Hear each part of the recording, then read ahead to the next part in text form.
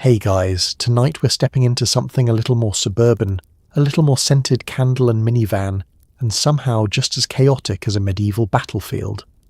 We're diving into the softly carpeted granite countertop world of early 2000s suburbia. Specifically, the housewives who looked like they had it all together and then quietly opened the medicine cabinet and made a decision that would spiral into courtrooms, rehab centres, and some very awkward PTA meetings. Not the glossy TV drama version, not the slow-motion wine glass smash version. I mean the real thing. The cul-de-sacs, the prescription bottles, the stress fractures hidden behind perfect Christmas cards. So before you get comfortable, take a moment to like the video and subscribe, but only if you genuinely enjoy spending this quiet time with me. And if this was a topic you suggested, thank you, truly. I read your ideas, and they shape these stories more than you know. Leave a comment telling me where you're listening from and what time it is for you. I love imagining this being whispered into headphones in kitchens before sunrise, in darkened bedrooms long after everyone else is asleep, or in cars parked just a little too long in the driveway. It makes this feel less like a monologue and more like we're all here together. Now dim the lights.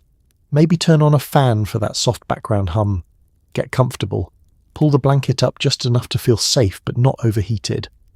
And let's ease into tonight's story. Let's pause for a moment. Have you ever wondered how someone with a fridge full of organic yogurt ends up standing in the bathroom at 2:13 a.m, shaking out pills that technically belong to their child? How does a legitimate prescription for post-surgery pain turn into a secret habit hidden behind laundry detergent and expired sunscreen?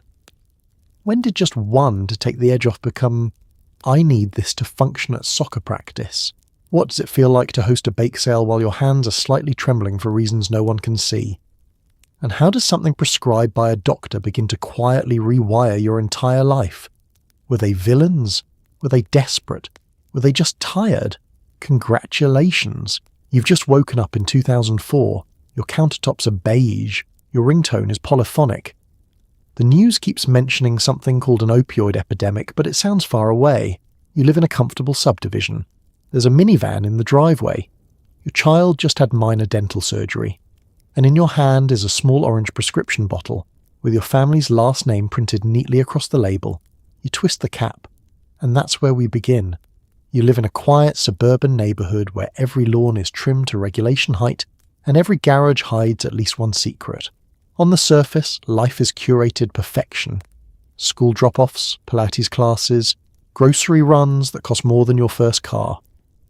But behind the neutral paint colours and decorative wreaths, pressure hums like a refrigerator that never shuts off. You're expected to be grateful, glowing, and permanently composed. And no one talks about what happens when you're not. Morning begins with the soft, mechanical sigh of the coffee maker, and the sharper sound of your internal checklist booting up. Lunches, permission slips, that one email you forgot to answer. You move through your kitchen like a stage manager before curtain call, adjusting backpacks, tying shoes, pretending you're not already tired. The countertops shine. The fruit bowl is artfully arranged. The chaos is carefully cropped out of frame. Step outside. The air smells faintly of cut grass and someone else's fabric softener, drifting from an open dryer vent. Sprinklers tick rhythmically, miscatching the early sun. A neighbour waves. You wave back. It's all very pleasant, almost aggressively pleasant. No one here appears to struggle.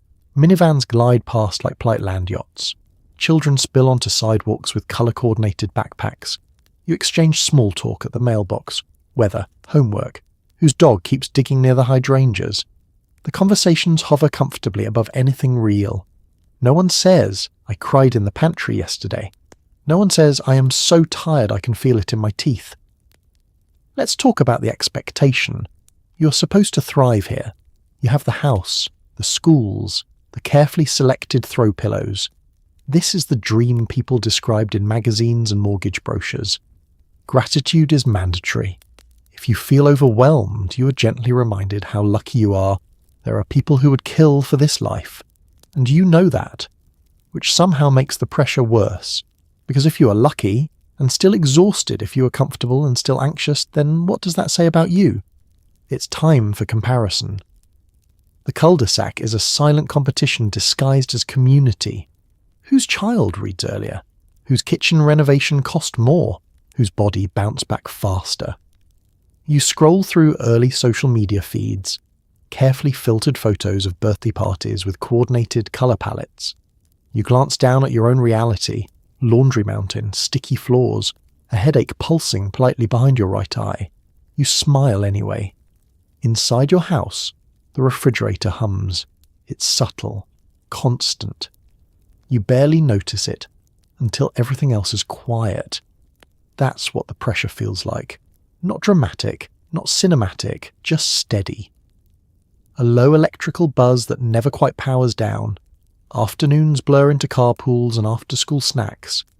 You stand in the kitchen again, slicing apples, answering math questions, nodding at stories about playground drama. You're physically present, emotionally stretched thin like overworked elastic. And you do not say that out loud. Because this neighbourhood runs on composure. Evenings bring porch lights flickering on in tidy synchronization. The smell of grilled chicken drifts across identical patios.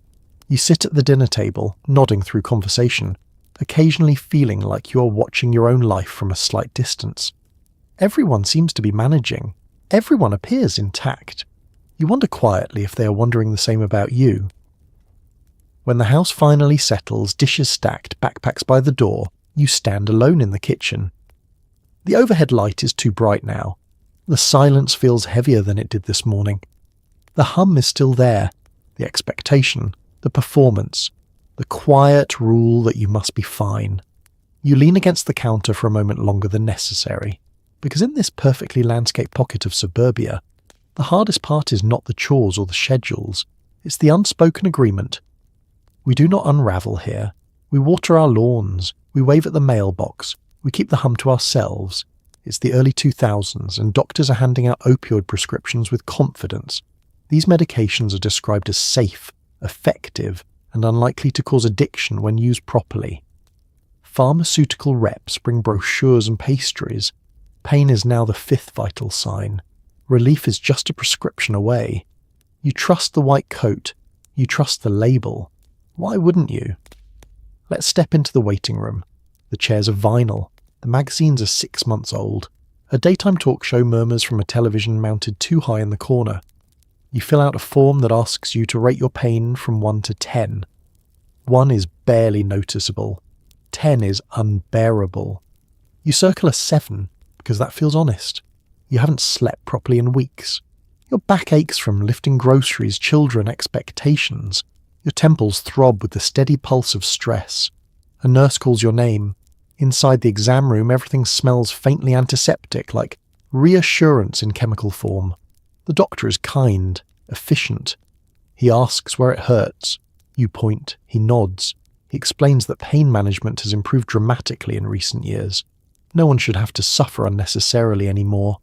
There are medications now that are safe when taken as directed. Safe. The word lands softly, like a cushion. In the 1990s and early 2000s, pain was reframed. Medical organizations encouraged doctors to treat it more aggressively. It was no longer something to grit your teeth through. It was measurable, quantifiable, treatable. And pharmaceutical companies were more than happy to help redefine that treatment. You don't see the marketing campaigns. You don't see the sales reps explaining to physicians that certain long-acting opioid formulations have a low risk of addiction when used for legitimate pain. You don't hear the quiet fine print about tolerance, dependence, or how the brain responds to repeated exposure. You just hear your doctor say this should help. It's time to pick up the prescription. The pharmacy smells like shampoo and floor cleaner. The bottle is small, orange, unassuming. Your name printed clearly across the label in bold black ink. The instructions are simple. Take 1 tablet every 4 to 6 hours as needed for pain. As needed. That phrase feels flexible, forgiving, almost generous. The first dose is uneventful. You swallow it with a glass of water at your kitchen sink. The house is quiet. Within an hour, something shifts. The sharp edge of discomfort dulls. The tight band around your forehead loosens. The constant buzzing anxiety. Remember the refrigerator hum? Dips in volume. You don't feel euphoric. You. You feel functional. And that is the hook. Opioids bind to receptors in your brain designed to respond to pain and reward. They reduce physical discomfort, yes, but they also trigger a gentle release of dopamine, the neurotransmitter associated with pleasure and relief. In the right context, at the right dose, under supervision, they can be incredibly effective for acute pain. After surgery, after injury, short term, but the brain is adaptable. It learns quickly. Take the medication consistently and your body begins to adjust. The same dose feels slightly less potent. The relief is still there, but thinner. You assume your pain must be worse than you thought. Back to the doctor. He refills it. No raised eyebrows, no dramatic music. This is medicine, after all. You're not buying something in a parking lot. You're following instructions, being responsible. Meanwhile, across the country, prescriptions for opioid painkillers are rising sharply. By the mid-2000s, millions of Americans are receiving them annually. Most use them without incident. Some do not. But from where you stand at your kitchen counter, bottle in hand, none of that is visible. All you see is relief. All you feel is the blessed quieting of something that has been too loud for too long. And because it came from a doctor, because it arrived in a labelled bottle with your name on it, because it was described as safe, you never once think of it as the beginning of anything dangerous. You think of it as help. Just help. And in that moment, you cannot imagine how something so clinically approved, so calmly prescribed, could ever become the loudest thing in your life. Your child gets their wisdom teeth removed. It's routine. You fill the prescription without a second thought. The bottle sits on the bathroom counter next to bubblegum toothpaste and a plastic cup shaped like a cartoon shark. The instructions say 1 pill every 4 to 6 hours for pain. You don't realise that this small bottle will soon become the most important object in your house. The day itself is almost comically ordinary. The waiting room smells faintly of mint and antiseptic. There's a fish tank in the corner with one tired-looking goldfish who seems to have seen everything. Your child is brave for exactly 12 minutes, then nervous for the rest. The dental assistant assures you this happens all the time. Ice packs, soft foods, rest. You nod like a seasoned parent who has done this before, even if you haven't. After the procedure, your child emerges groggy, cheeks stuffed with gauze, saying something about a purple dinosaur that may or may not be real. You help them into the car, you buckle the seatbelt, you feel competent, in control. This is parenting, this is what you do. At the pharmacy, you barely glance at the label. Hydrocodone, oxycodone, something with a name that sounds both clinical and comforting. It's common after dental surgery. The pharmacist explains dosage. You listen politely, half focused on the grocery list forming in your head. Back home, the house feels temporarily softer. You set up a recovery station on the couch. Blanket, remote control, bowl of applesauce, stack of napkins. You read the instructions again. 1 pill every 4 to 6 hours for pain. Not to exceed the recommended amount. Store securely. Store securely. You place the bottle on the bathroom counter for convenience. It looks small, harmless. Just another household item among floss containers and half-used sunscreen. Let's talk about routine. The first dose is for your child. You hand it over with a glass of water.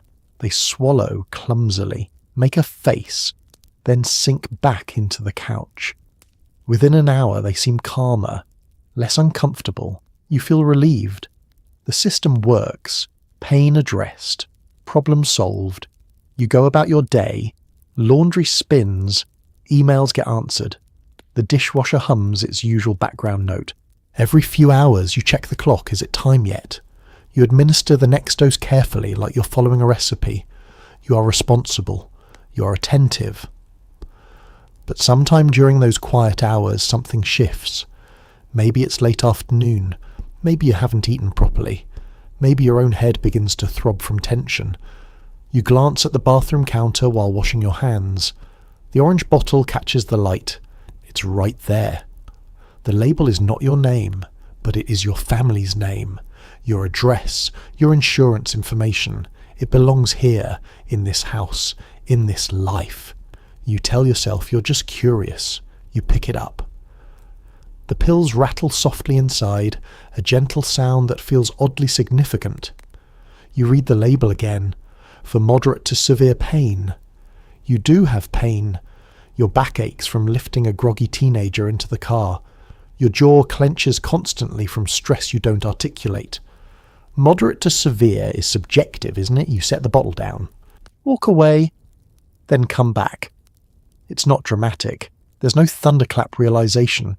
Just a quiet moment in a beige bathroom with good lighting and a framed inspirational quote on the wall that says something about gratitude. You think, it's prescribed, it's medicine, it's temporary. You don't think, this is the beginning. Over the next few days, your child needs fewer doses. The swelling goes down. They complain less. They switch to over-the-counter pain relievers without much fuss. The bottle remains, half full, and suddenly it feels less like a recovery tool and more like potential. Let's talk about proximity. Addiction rarely begins in a dark alley. Sometimes it begins 3 feet from your toothbrush. Sometimes it begins in a house with throw pillows and a chore chart on the fridge. Sometimes it begins because something effective is within arm's reach. You tell yourself you're just holding on to it in case your child needs it again. You do not notice how often your eyes drift toward that counter. You do not notice how your mind has already begun to file it under options. It's just a small bottle, routine, temporary. You don't realize yet that its importance in your house is quietly growing. And you certainly don't realize that soon you will measure your days by the sound it makes when you shake it. It starts innocently. You have a migraine. You've had 3 hours of sleep. The dog threw up on the carpet at 3 a.m. You remember the bottle in the cabinet, just one. It's technically prescribed. It's in your house. It's medicine. Within the hour, the sharp edges of the day soften. The anxiety hum quiets. The world feels manageable. Let's slow that moment down. The kitchen light is too bright. The clock on the stove blinks 7:12 a.m. in judgmental green numbers. Your child is asking where their other shoe is. The coffee tastes thin. Your head feels like someone tightened a metal band around it overnight. You stand in the bathroom. The cabinet door creaks open. Toothpaste, razor, half-used lotion, and there it is. The orange bottle, modest and official. Not hidden, not dramatic, just present. You pick it up. Your brain runs through a list of objections. It's not yours. It's stronger than over-the-counter medication. It's unnecessary. Then it runs through counter-arguments. You are in pain. You are responsible. You won't make a habit of it. Just this once. The word once is so comforting. You shake one pill into your palm, it looks unimpressive. Chalky, ordinary. You swallow it quickly as if speed makes it less significant. Then you return to your morning. Let's talk about the weight. There is a small, almost imperceptible anticipation as you pack lunches and wipe down counters. You don't stare at the clock. You're not that obvious. But somewhere in your mind, a quiet countdown begins. 30 minutes, 45, an hour. The shift arrives like a gentle tide rather than a wave. The migraine loosens its grip. Your shoulders drop half an inch. The noise inside your head, the mental to-do list, the low-grade worry, the self-criticism, dims. Not gone, just softer. You exhale without realizing you've been holding your breath all morning. This is what you tell yourself. I feel better. This is what your brain registers. This worked. Opioids don't just dull physical pain. They interact with the brain's reward system. They release dopamine. They create a subtle but powerful association. Pill equals relief. Pill equals calm. Pill equals normal. You do not feel high. You feel functional. You drive to school, drop off. The sunlight looks less aggressive. The other parents seem less intimidating. When someone mentions volunteering for the fundraiser, you nod without feeling the usual wave of dread. You are present, even pleasant. It feels like you've discovered a secret setting on life. Lower the volume by 30%. It's time for rationalization. You tell yourself this is what medication is for. Pain management, stress relief, temporary support. You're not crushing it, not snorting it, not buying it from someone in a parking lot. You took one pill from a legitimate prescription bottle in your own house. That's not addiction. That's coping. The day passes more smoothly than usual. You handle a minor crisis, forgotten homework, spilled juice without snapping. You attribute your composure to maturity, to growth, to maybe finally getting your act together. By late afternoon, the effect thins. Not dramatically, just enough that you notice the difference. The hum begins to creep back in. The sharp edges return. You glance at the clock. It has been 6 hours. Technically, that falls within the instructions printed on the label. You hesitate. You do not take another one. Not that day. But something has changed. Because now you know. You know there is a way to soften the world. You know relief is sitting 3 feet from your toothbrush. You know that the chaos of suburban life, the schedules, the expectations, the comparison, the quiet pressure can be chemically lowered to a tolerable level. You lie in bed that night replaying the day. You were calmer, kinder, less overwhelmed. It felt good. And in the soft darkness, with the house finally silent and the refrigerator humming in the kitchen, a small thought drifts through your mind. Maybe tomorrow will be easier if I'm not in so much pain. You don't yet call it a pattern. You don't call it dependence. You call it help. Just one for the headache. Just one to get through the day. And somewhere quietly, your brain begins to file that solution under essential. The sensation is subtle but powerful. A warm, spreading calm that feels like someone just turned down the volume on your internal critic. The constant list in your head. Lunches, laundry, dentist appointments fades into the background. You don't feel high, you feel normal, or at least what you imagine normal must feel like. It begins behind your eyes, not fireworks, not euphoria, just a quiet easing. The tension in your jaw releases first, then your shoulders, the tightness in your chest, the one you barely admitted was there, loosens like someone gently untied a knot you didn't know how to reach. You stand at the kitchen sink, hands in warm dishwater, and notice something unusual. Silence. Not literal silence, the dishwasher hums, a car door slams outside, but internal silence. The constant commentary that usually narrates your life has stepped out for coffee. You're not thinking about what you forgot. You're not rehearsing tomorrow's schedule. You're simply here.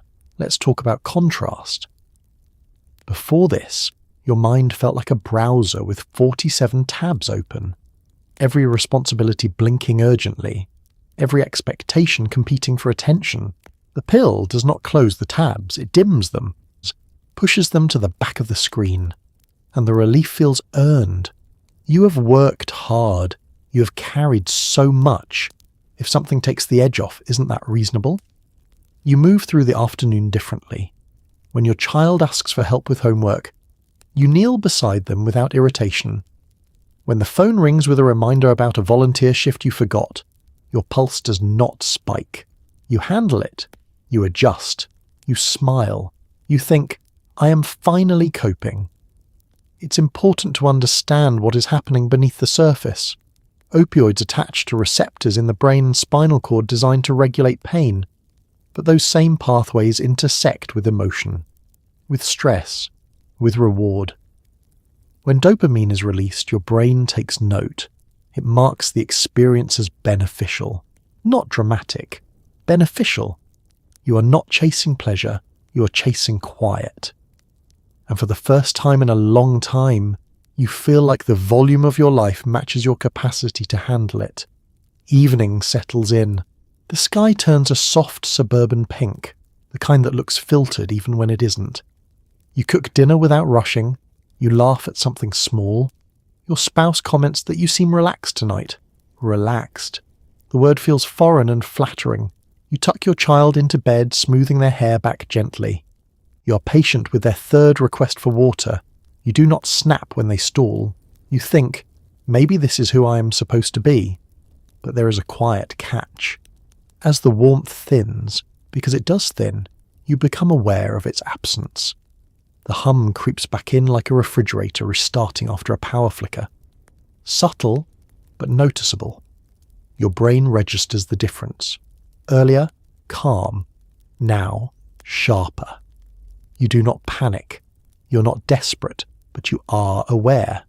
It's time for a small internal negotiation. You tell yourself you don't need it every day. You tell yourself you're in control. After all, you didn't take it for fun. You took it for a headache, for stress, for legitimate reasons. You begin to reframe it, not as a drug, as a tool.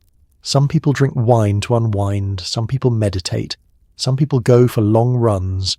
You found something that helps you function without snapping at your family. Is that so wrong? You brush your teeth. The bathroom light casts a pale glow over the counter. The orange bottle sits where you left it. It does not look threatening. It looks helpful. You do not take another pill tonight. But you look at it longer than necessary, because now you know what waits inside. Warmth, softness, the gentle muting of a world that often feels too loud. And as you slip into bed, the house finally still, you replay the day. You are calmer, kinder, more like the version of yourself you wish you could be all the time. The brain loves patterns, it loves solutions, it loves anything that reliably reduces discomfort. And somewhere, quietly, without drama or declaration, your brain begins to connect the dots. Stress equals pill equals warmth. You do not feel addicted, you feel improved. And that distinction, small and almost invisible, is what makes the first wave so powerful.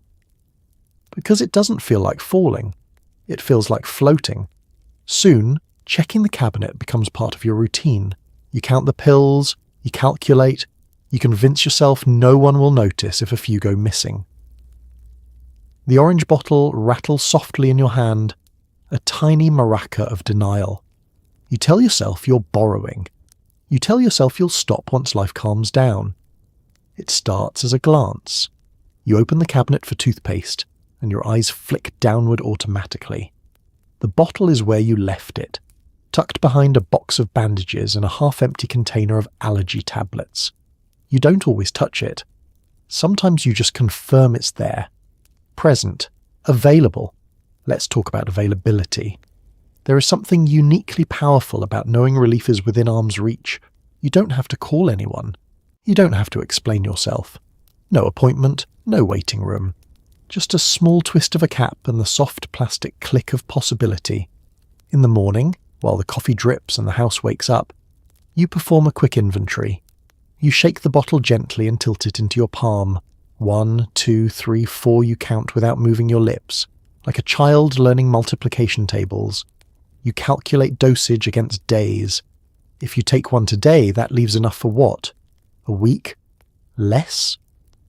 You place them back inside, close the lid. The ritual itself becomes calming. Open, count, close. You are not reckless. You're organized, strategic. You're managing resources in a time of need. That's how you frame it. It's time for justification. You tell yourself your child doesn't need them anymore. The surgery was minor. The pain has faded. These pills would otherwise sit here until they expire. Wasteful, really. You're simply repurposing them, borrowing. That word feels gentle. You're borrowing calm from tomorrow to survive today. Mid-afternoon arrives. The familiar hum begins again, emails unanswered, errands unfinished, the subtle weight of expectation pressing against your ribs. You find yourself in the bathroom under the pretense of grabbing a hair tie. You open the cabinet, pause. Your heart rate increases slightly, not from fear, but from anticipation. This is no longer impulsive. It is scheduled in the margins of your day. You tip one pill into your hand, just one. The rattle of the remaining pills inside the bottle is different now. Slightly lighter. You notice the change. You mentally adjust your math.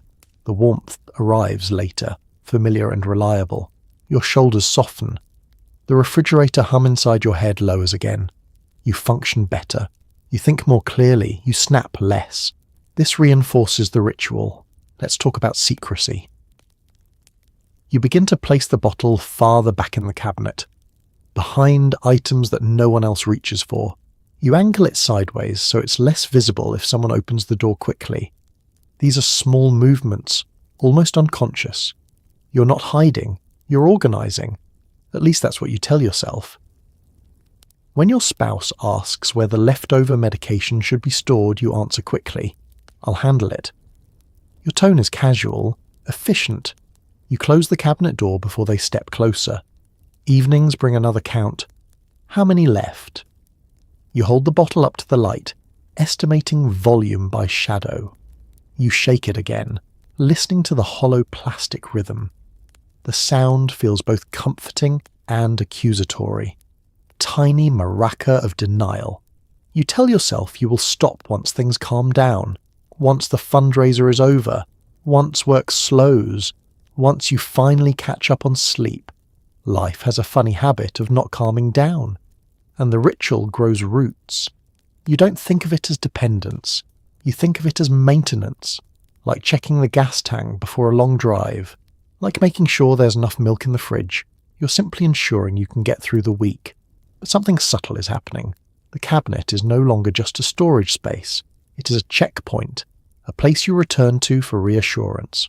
A quiet altar in a beige bathroom where you negotiate with yourself daily. Open, count, close. Each time you do, the line between using and needing blurs slightly more. And as the bottle grows lighter in your hand, the ritual grows heavier in your mind. Not dramatic, not chaotic, just steady. Like the hum of a refrigerator you can't quite turn off.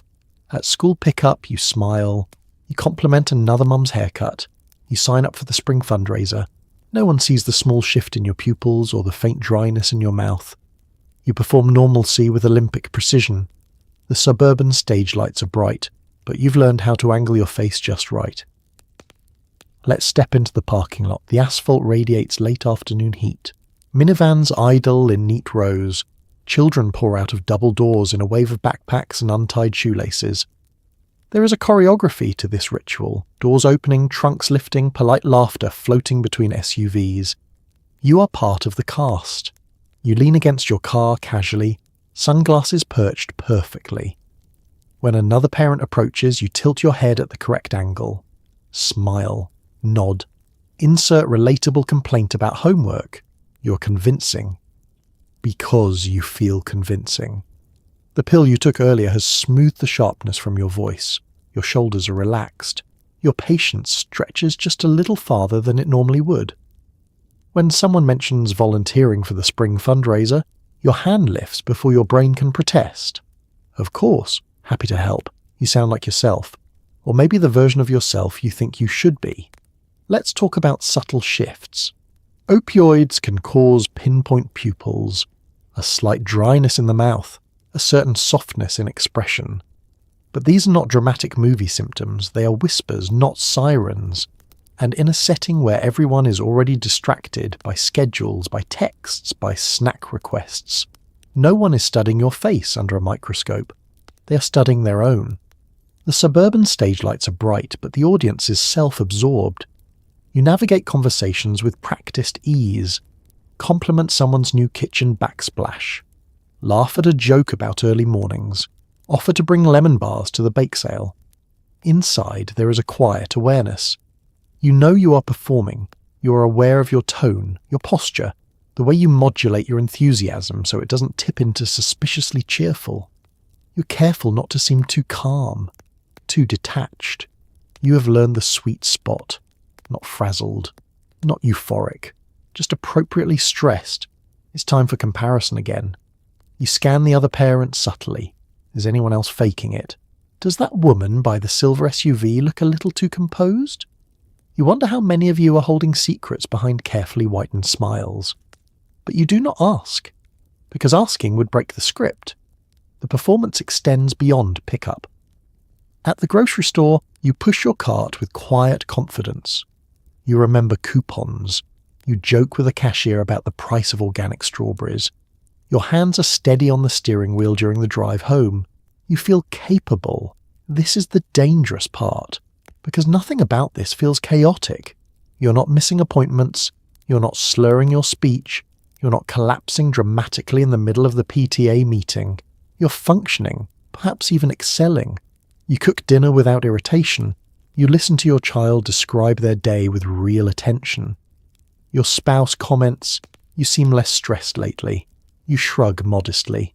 I'm just trying to manage things better. And in a way, you are. The medication is masking the friction between who you are and who you feel expected to be. It is lubricating the gears of suburban life, but lubrication is not repair. Let's pause in the quiet after dinner. You stand in the bathroom again, washing your hands. The mirror reflects a woman who looks put together. Hair brushed, makeup intact, expression calm. You search your own eyes for something. Guilt, maybe. Fear. You find neither. You find relief. That is what makes the performance sustainable. You do not feel like you are unraveling. You feel improved. And as long as the show runs smoothly, no missed cues, no dropped lines, you convince yourself that nothing is wrong. The audience applauds your composure. The curtain rises again tomorrow, and you, practiced and precise, will hit your marks perfectly. Because in the suburbs, the role of doing fine is a full-time job, and right now, you are the star performer. Your child stops needing the medication, but you haven't stopped wanting it. You stretch the remaining pills, break them in half, then take 2 halves instead of 1. When the bottle finally empties, a thin panic threads through your chest. You hadn't planned for this part. It happens quietly. One evening, your child waves off the next dose. I'm fine, they say, reaching for regular ibuprofen instead. You nod, relieved, proud even. Recovery complete. Another parental task successfully managed. But later, standing alone in the bathroom, you open the cabinet anyway. The bottle feels lighter than it used to. You tilt it into your palm, count again, 4 left. You do the math instinctively. If you take 1 today and 1 tomorrow, that's 2 days. If you break them in half, maybe you can stretch it to 4. Stretching becomes strategy. You sit at the kitchen table with a butter knife and press gently along the scored line. The pill splits unevenly. Powder dusts the wood surface. You brush it together carefully with your fingertip. Waste feels irresponsible. Half now, half later. You tell yourself this proves you're not dependent. Dependent people don't ration. They don't calculate. They don't exercise restraint. You are being careful. But something subtle has shifted. You're no longer taking the medication because it happens to be available. You're planning around it. You notice the timing more acutely. The space between doses feels longer, sharper. When the warmth thins, the world seems louder than before. The refrigerator hum is no longer background noise. It's intrusive. You catch yourself watching the clock. Has it been 6 hours? 5? 4.5? You negotiate internally. You can wait another 30 minutes. You should wait. You will wait. Then you don't. Let's talk about tolerance. With repeated use, the brain adapts. The same amount produces slightly less effect. It's not dramatic. It's incremental. But you feel it. The warmth isn't quite as enveloping. The calm is thinner. So you take 2 halves instead of 1. It feels like a logical adjustment. The relief returns more fully this time. Stronger. Deeper. Your brain notes the improvement. Lesson learned. Soon, the bottle holds only 1 pill. You shake it. The hollow rattle is unmistakable. There's a quiet dread in that sound. You hadn't imagined the end point. In your mind, this was a temporary solution, a helpful bridge through a stressful season. You assumed you would naturally taper off, that life would calm down, that you wouldn't even notice when you stopped. Instead, you notice everything. The last pill sits in your palm. You hesitate. If you take it now, there is nothing left. If you save it, you prolong the security of knowing it exists. You place it back in the bottle, close the lid, walk away. 5 minutes later, you return. This is new territory. The thin panic you feel is not theatrical. It's not a racing heartbeat or dramatic sweating. It's a subtle tightening in your chest, a flicker of anxiety that feels disproportionate to the situation. It's just a prescription. Why does it feel like oxygen? You tell yourself you can handle this. You're not someone who spirals. You have responsibilities. You have control. You take the final pill. The relief arrives, but it is tinged with something else now. Awareness. When the warmth fades later that evening, there is no backup plan in the cabinet. You open it anyway, as if the bottle might have magically refilled itself. Empty. The orange plastic looks different without weight inside. Useless. Exposed. You set it back on the shelf, suddenly aware of how much mental space it had been occupying. The house feels louder tonight. Your thoughts sharper. The hum unmuted. And for the first time, the question surfaces, not loudly, not dramatically, but clearly. What now? You hadn't planned for this part. You planned for relief. You planned for function. You did not plan for absence. And as you stand in that quiet beige bathroom staring at an empty bottle, you feel the first real tremor of something you can't quite name. Not guilt. Not yet. Just need. You begin describing your own back pain, your migraines, your mysterious lingering discomfort. Some doctors hesitate, others refill without much fuss. You learn the language of pain. You learn which urgent care clinics ask fewer questions. You're not alone in this waiting room. Let's sit down for a moment. The waiting room chairs are bolted to the floor. The air smells faintly of disinfectant and old carpet. A television scrolls muted headlines about traffic and weather. You hold a clipboard and circle symptoms with careful precision. Lower back pain, persistent headaches, difficulty sleeping due to discomfort. You've rehearsed this in your car before walking in. Not dramatically, just enough to sound consistent, believable. You're not inventing pain from thin air. Your back does ache. Your head does pound. Stress manifests physically. That's medically documented. You're simply emphasizing. The first doctor you try raises an eyebrow. He suggests physical therapy, recommends stretching, mentions over-the-counter alternatives. His tone is gentle but firm. He does not refill anything stronger. You leave feeling vaguely insulted, as if your pain was not taken seriously, so you adjust your approach. Next time, you describe the pain differently. You use numbers, 8 out of 10. You mention that ibuprofen barely touches it. You say it's interfering with your ability to care for your children. That phrase works, interfering with daily functioning. You learn quickly that certain words carry weight. Radiating pain, debilitating, chronic. You avoid sounding dramatic. You avoid tears. Calm, measured concern is more effective. You're not angry at the system. You're navigating it. It's important to understand the time period. In the early and mid-2000s, prescription monitoring programs were limited or non-existent in many states. Electronic databases that track controlled substance prescriptions were not yet widespread. One urgent care clinic did not necessarily know what another had prescribed last month. The gaps feel like opportunities. You notice patterns.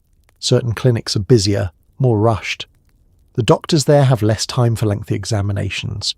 You discover that going just before closing increases efficiency. You learn that mentioning previous successful prescriptions smooths the conversation. I was prescribed this before and it worked well. That line opens doors. You do not think of yourself as deceptive. You think of yourself as persistent. In the waiting room, you glance around. A middle-aged man rubs his shoulder carefully. A young woman stares at her phone, eyes hollow with fatigue. An older woman shifts uncomfortably in her seat. Everyone here has pain of some kind. You tell yourself you belong. When the prescription is written, relief floods you before you even reach the pharmacy. The paper feels heavier than it should in your purse, not because it's suspicious, but because it represents certainty. You have a plan again. But there is a new layer now. A flicker of tension when the pharmacist types your name into the computer. A subtle awareness that your history exists somewhere in ink and data. When the bottle slides across the counter, you feel both triumphant and uneasy. You drive home differently after these appointments, less like someone seeking help, more like someone guarding a secret. Let's talk about normalization. You convince yourself that many people manage pain long-term, that prescriptions are common, that if a doctor signs off, it cannot be that serious. You're not forging scripts. You're not stealing yet. You're obtaining medication through legal channels, technically. But you're beginning to rely on geography, on timing, on which front desk staff recognize you and which do not. You keep track mentally. This clinic waits 6 weeks between refills. That one does not ask many follow-up questions. You are building a map, and the map revolves around supply. When you return home and place the new bottle in the cabinet, the sense of calm returns. Not just from the medication, but from its presence. Availability once again within arm's reach. The ritual resumes. Open, count, close. But something else has entered the room. Risk. It sits quietly in the corner, not loud enough to demand attention yet. You acknowledge it briefly, then look away. Because for now, the system still works. The white coats still sign. The labels still print your name.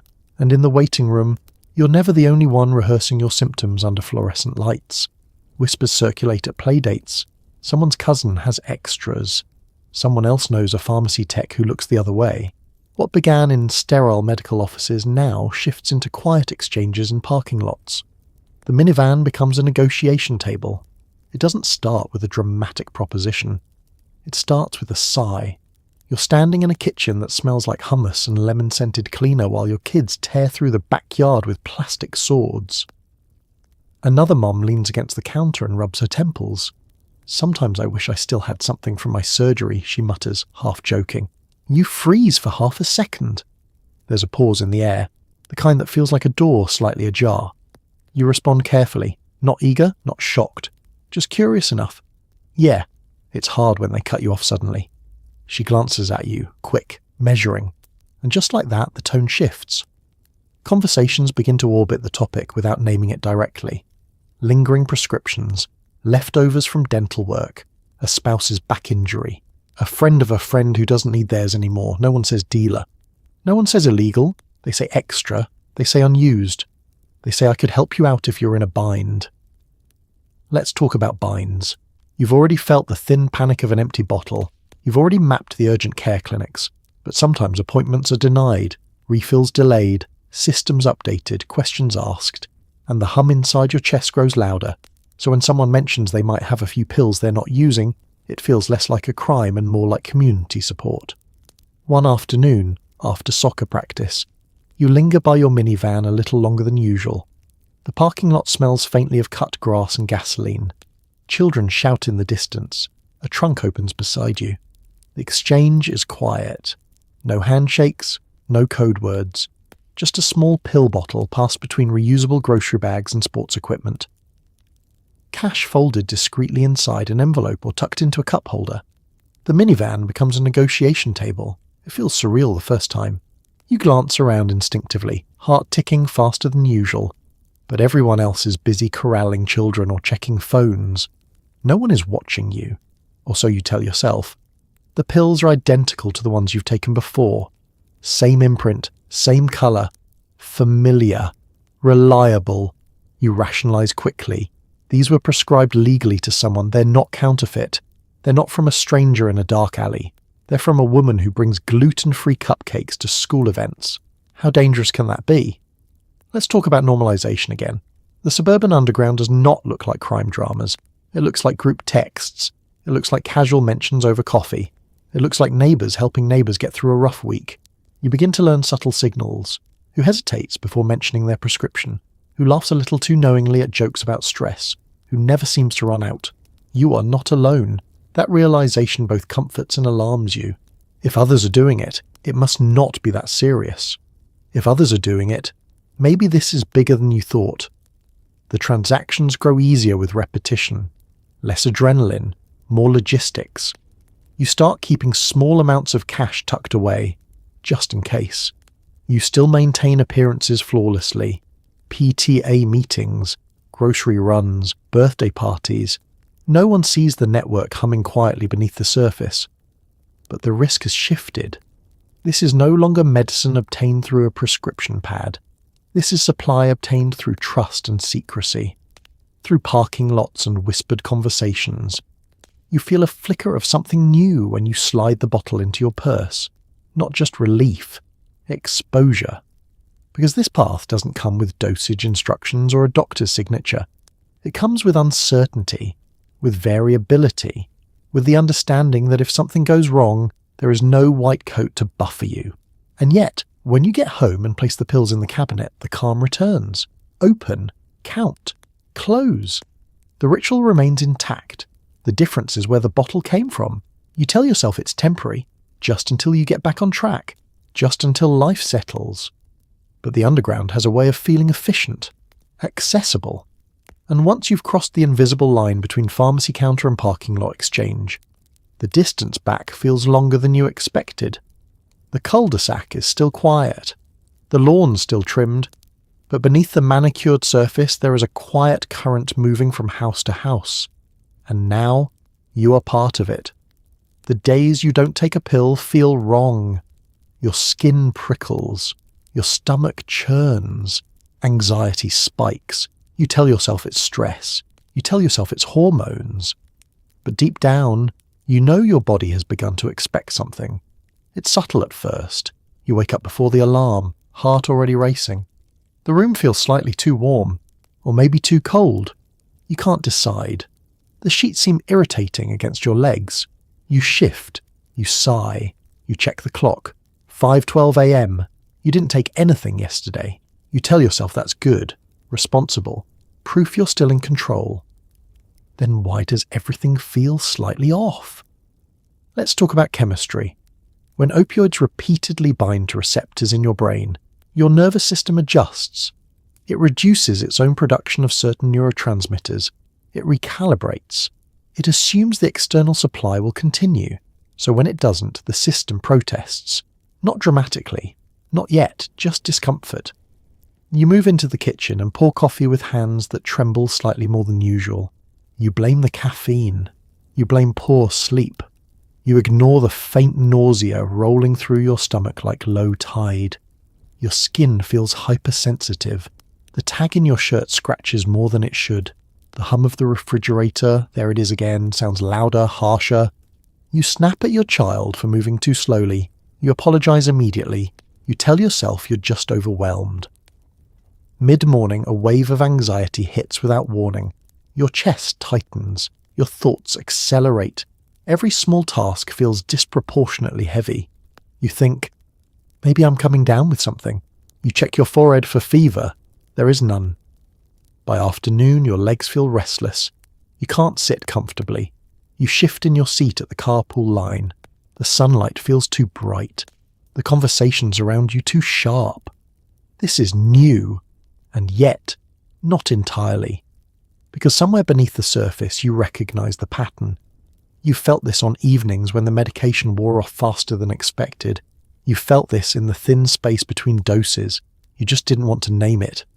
Let's call it what it is. Withdrawal, mild, early, but present. Your body is not craving pleasure. It is craving equilibrium.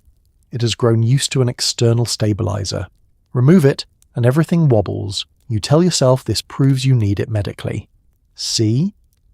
The pain and anxiety return when you stop. Clearly the medication is addressing a real issue. You open the cabinet.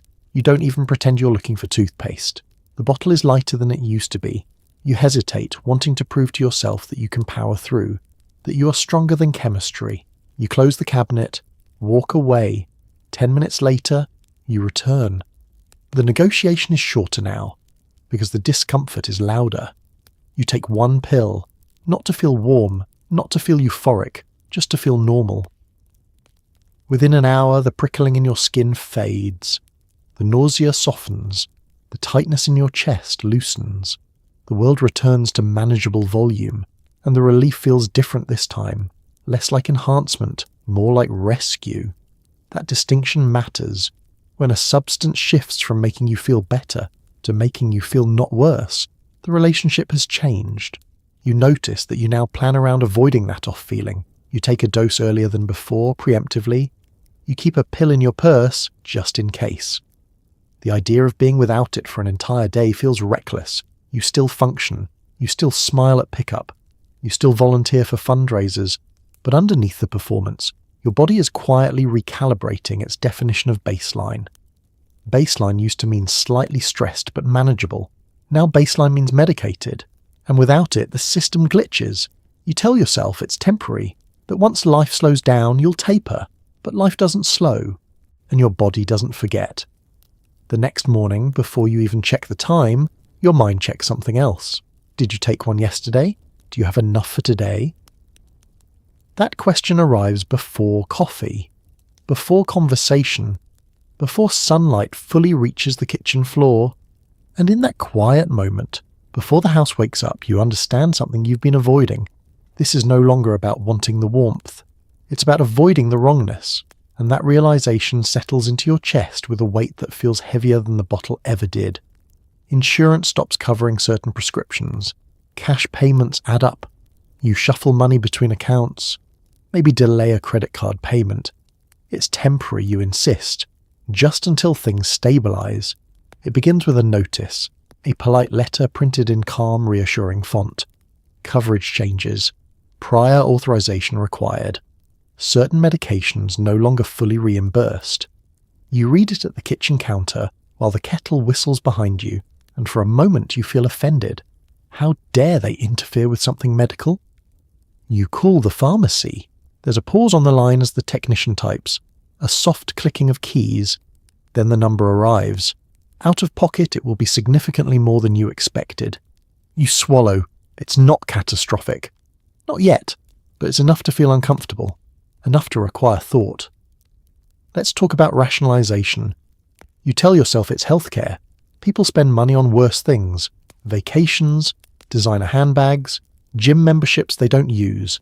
This is practical, necessary, functional. You slide your card across the counter. The receipt is longer than usual.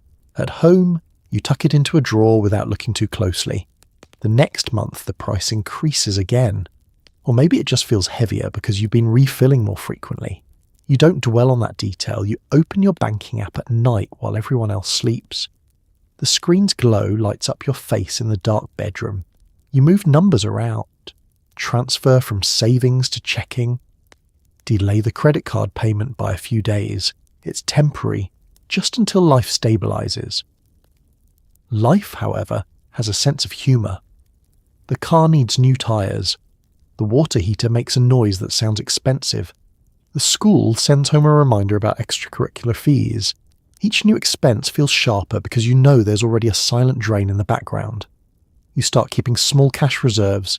You skip the occasional grocery splurge. Store brand instead of organic. Fewer extras in the cart. You frame it as budgeting, responsible adulthood. But there's a tension now when you approach the pharmacy counter. Not just about availability, about cost. You glance at the total before swiping your card. Your chest tightens slightly when it's higher than last time. You calculate how many pills that equals in hours of relief. The math becomes strangely emotional. You begin to weigh doses against dollars. If I take one now, that's roughly this much money. If I stretch it, that's savings. This is new territory. Addiction doesn't announce itself with fireworks. Sometimes it arrives in spreadsheets and late fees. Let's talk about secrecy again. Your spouse asks about the credit card balance. You answer quickly, just some medical stuff, it'll level out. The explanation is technically true. You're not lying outright.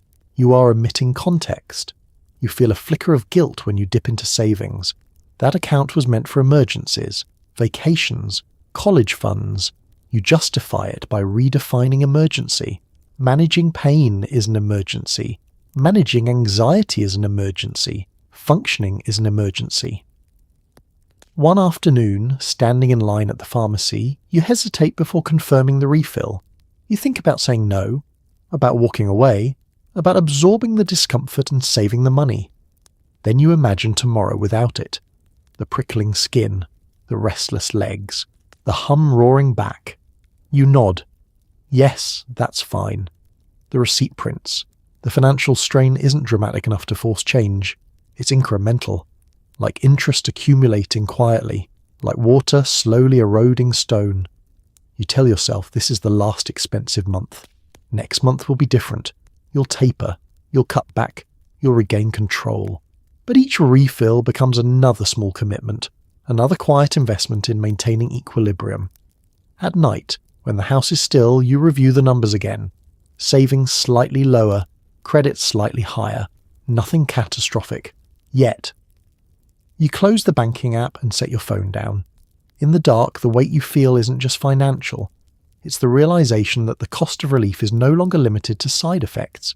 It's touching everything. Your accounts, your conversations, your peace. And still, when the cabinet door opens and the bottle rests in your hand, the math feels secondary to the calm. Temporary, you insist. Just until things stabilize. but stability, like savings, has begun to slip quietly out of reach. Your spouse notices something is off. You're distant, irritable, or oddly serene at inappropriate times. Arguments flare, you deflect, you accuse them of overreacting. Meanwhile, the bottle in your purse grows heavier with meaning. It begins with a look. Not dramatic, not confrontational, just a pause that lasts half a second too long when you answer a simple question. Are you okay? You respond quickly, too quickly. Of course. Why wouldn't I be? Let's talk about tone. There are days when you're sharper than usual. Small comments feel like accusations. A question about the grocery bill sounds like suspicion. You snap before you can stop yourself, then retreat behind exhaustion as an excuse. Other days you're strangely calm. Too calm. Your spouse describes a stressful situation at work, voice tight with frustration, and you nod serenely. Detached, almost amused by the intensity. They look at you confused. Do you even care? You do care. You just feel muffled. Opioids don't only soften physical pain, they blunt emotional edges. The highs and lows compress into something flatter, manageable. But to someone watching from the outside, the flattening looks like absence. You begin to move through the house slightly out of sync. Conversations feel like performances rather than exchanges. You listen, but you're also tracking time, noting when you last dosed, calculating when the warmth might thin. The bottle in your purse is no longer just supply, it's insurance. You bring it everywhere now. Grocery store, school pickup, date night at a chain restaurant with dim lighting and predictable menus. It sits in your handbag beside lip gloss and receipts, heavier than its size should allow. Heavier with meaning. Let's step into an argument. It starts small. It always does. Did you pay the electric bill? You forgot. Not because you're careless, but because your attention has narrowed. The cabinet, the refills, the financial juggling. Something had to slip. Your spouse sighs. You've been distracted lately. You hear accusation. You respond defensively. You think I don't do enough? The argument escalates not because of the bill, but because of the undercurrent. They feel shut out. You feel misunderstood. The volume rises. Words sharpen. You accuse them of being dramatic. They accuse you of not being present. Neither of you says the word pill because you haven't told them. Secrecy becomes a wedge. You begin deleting pharmacy notifications from shared email accounts. You adjust bank statements before leaving them on the counter. You angle your body away when you reach into your purse. These are small movements, small lies of omission. But marriage thrives on small honesty. Without it, hairline cracks form. There are nights when your spouse reaches for you and you feel distant, not unwilling, just slightly disconnected. Physical closeness feels muted like everything else. They notice. You feel different, they say softly. You laugh it off. Just tired. It's partially true. Withdrawal days make you irritable and restless. Medicated days make you smooth but slightly unreachable. The oscillation confuses them, confuses you. You begin to resent their questions, resent their perception, because their noticing threatens the fragile balance you've constructed. Let's talk about projection. When they express concern, you accuse them of controlling behavior, of not trusting you, of creating problems where none exist. It's easier than confronting your own discomfort. Meanwhile, the bottle in your purse becomes symbolic. It represents calm, control, secrecy. It's the one thing that responds predictably when everything else feels complicated. You tell yourself you're protecting them. There's no reason to worry them with this. You're managing it. You have it under control, but the distance grows incrementally. Less eye contact, shorter conversations, more time alone in the bathroom with the cabinet open. Marriage doesn't fracture in one explosive moment. It splinters quietly, through missed cues, through withheld truths, through the gradual replacement of shared coping with solitary rituals. One evening, after another argument that began with something trivial and ended with both of you exhausted, you sit alone at the kitchen table. The house is silent. You take the bottle from your purse and set it on the wood surface. For a moment you stare at it. It looks so small, so harmless, and yet it feels like the third presence in your marriage, uninvited, unacknowledged. increasingly central. You slip it back into your purse, because tomorrow, you tell yourself, you'll be calmer, kinder, more patient, and maybe that will fix everything. But deep down, you know the fractures aren't just about tone or stress. They're about the space you've created and the secret you carry with you everywhere you go. Your child can't articulate it, but they sense the shift. You're less present, sometimes too tired, sometimes overly affectionate. They ask if you're okay. You say you're just busy. It shows up in small moments. You're sitting at the kitchen table while they describe something dramatic that happened at recess. Alliances formed, alliances broken, the social politics of fourth grade unfolding like a tiny soap opera. You nod at the right times. You even smile, but your eyes drift. Not intentionally, just slightly unfocused, like your mind is buffering. You're tracking two timelines at once, their story and the quiet internal countdown of when the last dose was taken. They pause mid-sentence. Are you listening? You blink. Of course I am. You repeat the last few words they said just to prove it. They accept the answer, but something in their expression tightens. Let's talk about presence. Children don't analyze shifts the way adults do. They don't think, my parents' neurochemistry has adapted to opioids. They think in feelings, in atmosphere, in tone. They notice when your laughter sounds delayed. They notice when your patience runs out too quickly on some days and stretches too thin on others. They notice when you stare at nothing for a few seconds longer than usual. One afternoon you lie on the couch, claiming a headache. The curtains are half drawn. The house is dim. Your body feels heavy in that familiar medicated way, soft and distant. Your child stands at the edge of the room. Are you sick? You shake your head. Just tired. They nod slowly, but they linger, as if waiting for more information, as if trying to decode a language they don't fully understand. It's time for inconsistency. On days when you've taken enough to feel warm and level, you become intensely affectionate. You hug longer. You smooth their hair. You tell them how proud you are in a tone that borders on urgent.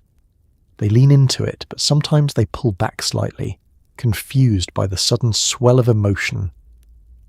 On other days, when supply is low or withdrawal hums beneath your skin, you are brittle. Sounds feel sharper. Their questions feel repetitive. You respond with clipped answers. They retreat quietly. Children adjust. They learn to read rooms quickly. They learn when to approach and when to give space. Your child begins glancing at your face before launching into stories, testing the temperature. One evening at dinner, they study you. Are you mad at me? The question lands heavier than you expect. No, you say immediately. Why would you think that? You just seem different. Different. The word hangs in the air like dust caught in light. You laugh it off. I'm just busy. Busy is safe. Busy is acceptable. Busy is adult. But busy doesn't explain the way you sometimes forget small details. A field trip form. A promise to watch something together. You apologize sincerely each time, meaning it deeply. You're still a good parent, you tell yourself. You make lunches. You attend school events. You tuck them in at night. You are physically there. But presence isn't only physical. Let's slow down a bedtime moment. You sit on the edge of their bed. The lamp casts a warm glow across the walls. They ask you to stay for 5 minutes longer. Normally you would. Tonight you feel restless, slightly uncomfortable in your own skin. You glance at the clock. You think about the cabinet. Just a minute, you say. They nod, but their eyes stay on you, as if memorizing your face, as if trying to understand the subtle flickers. Children don't need proof. They need consistency, and consistency has become harder for you to offer.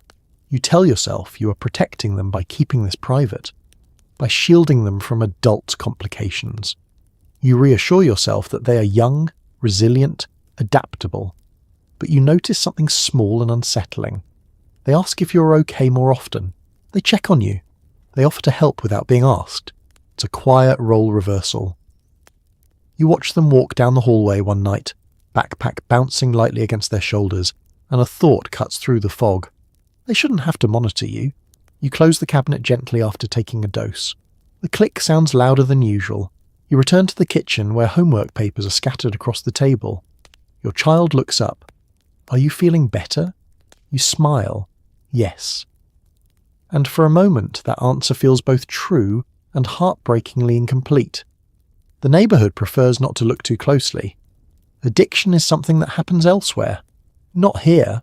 Not in houses with matching patio furniture. The illusion protects everyone until it doesn't. Let's step back onto the sidewalk. The lawns are trimmed, the trash bins are aligned with suburban precision. Wind chimes tinkle gently in backyards that smell faintly of charcoal and fabric softener. Everything looks stable from the street. Stability is the brand. When someone mentions the opioid crisis on the news, it's discussed in abstract terms. Big cities, rural towns, statistics, a distant problem with distant faces. The conversation floats above the reality like a polite balloon, untethered to anyone present. You nod along. How tragic, someone says. Terrible what's happening out there, someone else replies. No one asks what's happening in here. The illusion is comforting. It suggests that geography equals immunity, that income level equals insulation, that tidy mailboxes and good school districts function as force fields against messy human vulnerabilities. You benefit from this assumption. So does everyone else. Let's talk about selective blindness. At block parties, there are signs, subtle ones. A neighbour who refills their wine glass a little too quickly. Another who disappears inside more often than necessary. A mum who laughs a beat too late at jokes. A dad who looks perpetually exhausted. But no one studies these details for long. It's easier to assume stress, busy schedules, the natural fatigue of adulthood. When an ambulance idles at the end of the cul-de-sac one afternoon, you watch from behind a curtain. Sirens off, lights flashing softly. Paramedics move quickly but calmly into a familiar house. You tell yourself it's probably a fainting spell, a heart issue, something explainable. By evening, the street has returned to normal. The ambulance is gone. The porch lights glow. Children ride bikes in widening circles. No one brings it up. At school, pick up the next day, the conversations are unusually cheerful, extra bright, as if everyone has agreed to collectively look forward rather than sideways. The illusion tightens. Addiction here would be inconvenient. It would disrupt the narrative of competence, of control, of curated living, so it remains unnamed. You feel both comforted and isolated by this. Comforted because your own secret blends easily into the background. Isolated because there is no language for it in this setting. You imagine what would happen if you confessed. If you stood at the mailbox and said, "I think I'm in trouble," would the smiles freeze? Would the group text go silent? Or would someone step closer and whisper, "Me too"? The community denial protects reputations, protects property values, protects the delicate ecosystem of comparison and competition. It allows everyone to maintain the fiction that problems are external, not internal. But denial has limits. Over time, small inconsistencies accumulate. A parent absent from meetings, a marriage dissolving quietly, a house listed for sale sooner than expected. Stories circulate in fragments, stripped of nuance. Stress, they say. Midlife crisis, health issues. The language remains vague on purpose. You stand in your driveway one evening, watching the sun dip behind identical rooftops. The air is still. The hum of lawn sprinklers creates a soft percussion. Everything looks fine, and yet you know better. You know that behind at least one of these garage doors, there are bottles hidden in glove compartments, cash exchanged discreetly. Pills counted carefully in bathrooms with beige tile. Maybe it's just you. Maybe it's not. The illusion holds because everyone agrees not to test it, because looking too closely would mean acknowledging fragility. And fragility is uncomfortable in a place built on appearance. You walk back inside your house and close the door softly behind you. The cabinet waits. The hum persists. Outside, the neighbourhood remains pristine. Inside, the illusion feels thinner, and you begin to understand that denial is not protection. It's postponement. And postponement, like everything else in this story, has a cost. A prescription audit. A pharmacist with questions. a missing refill flagged in a database. Suddenly, the system that once handed out pills easily becomes sharp and suspicious. The stakes rise fast. It starts with a pause at the counter. You slide your ID across the pharmacy counter like you've done a dozen times before. The fluorescent lights hum overhead. The line behind you is short, ordinary, unremarkable. The pharmacist types your name into the computer, clicks, stops, types again. Their expression changes just slightly, not alarmed, not accusatory, just alert. "I'm going to need to verify something," they say. Your stomach drops in a way that feels different from withdrawal. This is sharper, colder. Let's talk about timing. By the mid to late 2000s, states begin implementing prescription drug monitoring programs, databases designed to track controlled substances across providers and pharmacies. What once existed in isolated paper trails now becomes centralized. Patterns become visible. Multiple prescribers, early refills, overlapping dates. Things you thought were discreet now align neatly on a screen. The pharmacist disappears into a back office. You stand at the counter, aware of your heartbeat in your ears. You glance at the seasonal candy display. Pretend to scroll through your phone. You feel exposed. When they return, their tone is careful. "This prescription was filled recently at another location. Can you explain that?" You had an answer prepared for many scenarios. This was not one of them. You mentioned travel, a misunderstanding, a dosage adjustment. Your voice sounds thinner than you intended. They nod, but not convincingly. "We'll need to contact the prescribing physician." The word contact feels heavy. Until now, the system has been cooperative, busy, efficient, slightly inattentive. Now it feels coordinated, watching. You leave without the refill. The air outside feels too bright. Let's talk about escalation. A few days later, you receive a call from a doctor's office. A calm but firm voice asks about multiple prescriptions from different providers. They request clarification, documentation, honesty. You feel the walls narrowing. You attempt explanation again. Chronic pain, miscommunication, lost medication. The excuses sound rehearsed even to you. Then comes the letter. Not polite, not reassuring, formal. It references policy. It mentions potential misuse. It suggests discontinuation of controlled substances under their care. You read it twice. The stakes, once abstract, become tangible. This is no longer about personal discomfort or private negotiation. It's about records, about legality, about consequences that extend beyond your own nervous system. You think about your child, your spouse, your neighbours. You imagine your name in a report, a database, a file. The fear feels different from the thin panic of an empty bottle. This is structural fear. Let's slow down the moment when you realise something important. The system that once made you feel validated, your pain acknowledged, your suffering treated, now views you as a risk. Suspicious. You feel betrayed. But beneath that feeling is something else. Recognition. You knew the patterns were risky. You knew the refills were frequent. You knew the explanations were stretched. You just didn't expect the reckoning to arrive so quietly. You try another pharmacy. They decline to fill it. Politely, professionally, the screen has already flagged something. The network is no longer fragmented. It's synchronized. You sit in your car in the parking lot longer than usual, hands resting on the steering wheel. The sun glints off windshields around you. Life continues normally for everyone else. But inside, a shift has occurred. This is not sustainable, not because of morality, not because of judgment, because of exposure, because now every move leaves a trace. You think back to the first pill, the bathroom counter, the gentle warmth. It feels impossibly far away.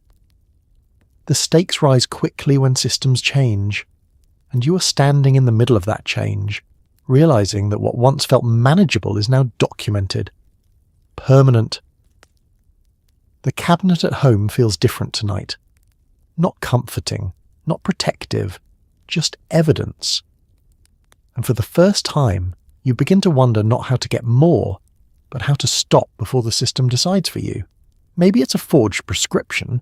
Maybe it's possession without a valid script. Maybe it's reported theft. The flashing lights in your driveway feel unreal. Curtains twitch. Neighbours stare through blinds. It happens faster than you imagined.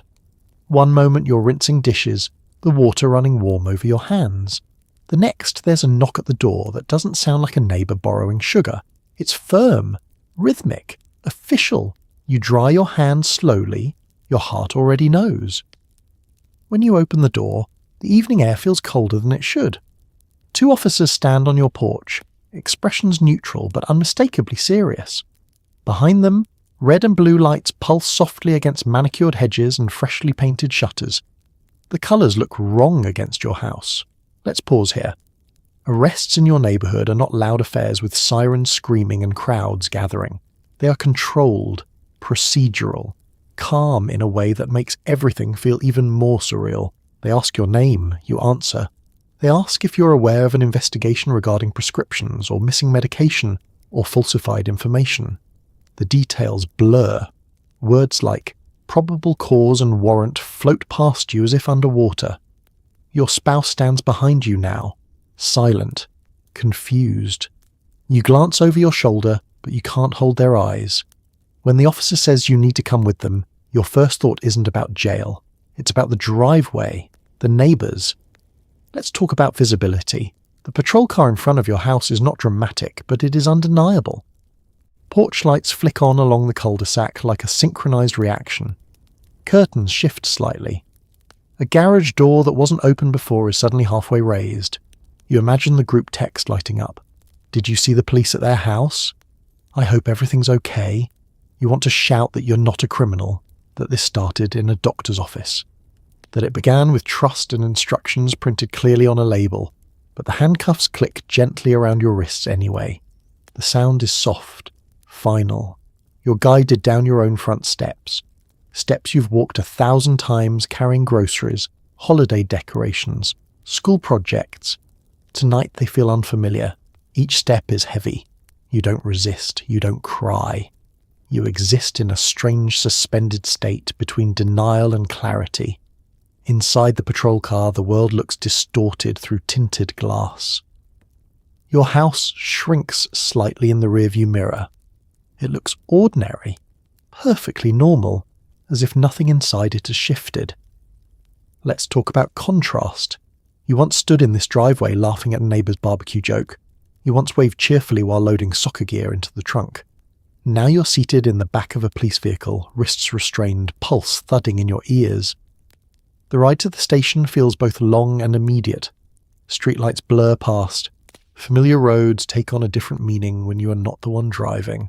You think about your child, about what they will hear, about how this will be explained. At the station, the process is methodical. Questions, paperwork, inventory of your belongings, the contents of your purse laid out on a metal table, lip gloss, receipts, the bottle. The bottle looks smaller under fluorescent lights. You are fingerprinted, photographed. The camera flash is abrupt and unflattering. You stare at a spot on the wall, trying to keep your expression neutral. You do not recognize the person reflected back at you. This was not supposed to happen here. Not in this neighborhood. Not to you. And yet, as the paperwork continues and the officers move with quiet efficiency, you begin to understand something you resisted for a long time. The illusion was never protection. It was camouflage. And camouflage eventually wears thin. Sitting on a cold bench under harsh lighting, you feel the first true weight of consequence. Not just legal, but relational, communal, personal. The flashing lights in your driveway were not unreal. They were the visible edge of something that had been building quietly for years. And now, in this sterile room far from manicured lawns and coordinated patio furniture, there is no performance left to maintain. Just you, and the reality that the secret has stepped fully into the light.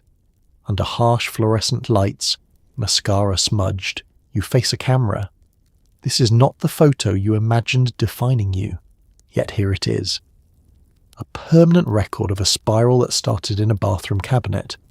The room is colder than you expect. Not dramatically cold, just institutional. The kind of temperature designed to be efficient rather than comfortable. The walls are an indifferent shade of grey. There is a line taped to the floor where you are told to stand. You obey. Let's talk about lighting. Fluorescent lights do not flatter, they expose. Every crease of fatigue beneath your eyes, every tremor in your mouth. The carefully curated suburban glow you perfected at school pickup does not exist here. There are no angled faces, no strategic sunglasses, just you. The officer adjusts the camera without ceremony. You hear the click of equipment being tested, a mechanical whir. Look straight ahead. You do. You try to arrange your expression into something neutral, not defiant, not devastated, just blank. But blank is harder than it sounds when your mind is racing.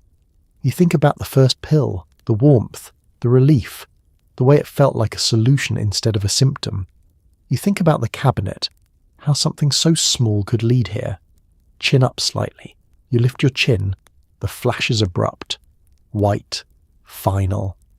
This image will be stored in a database, possibly printed, possibly accessed by people you've never met. It will not include context. It will not include nuance. It will not include the years of ordinary motherhood that came before this moment. It will include your name.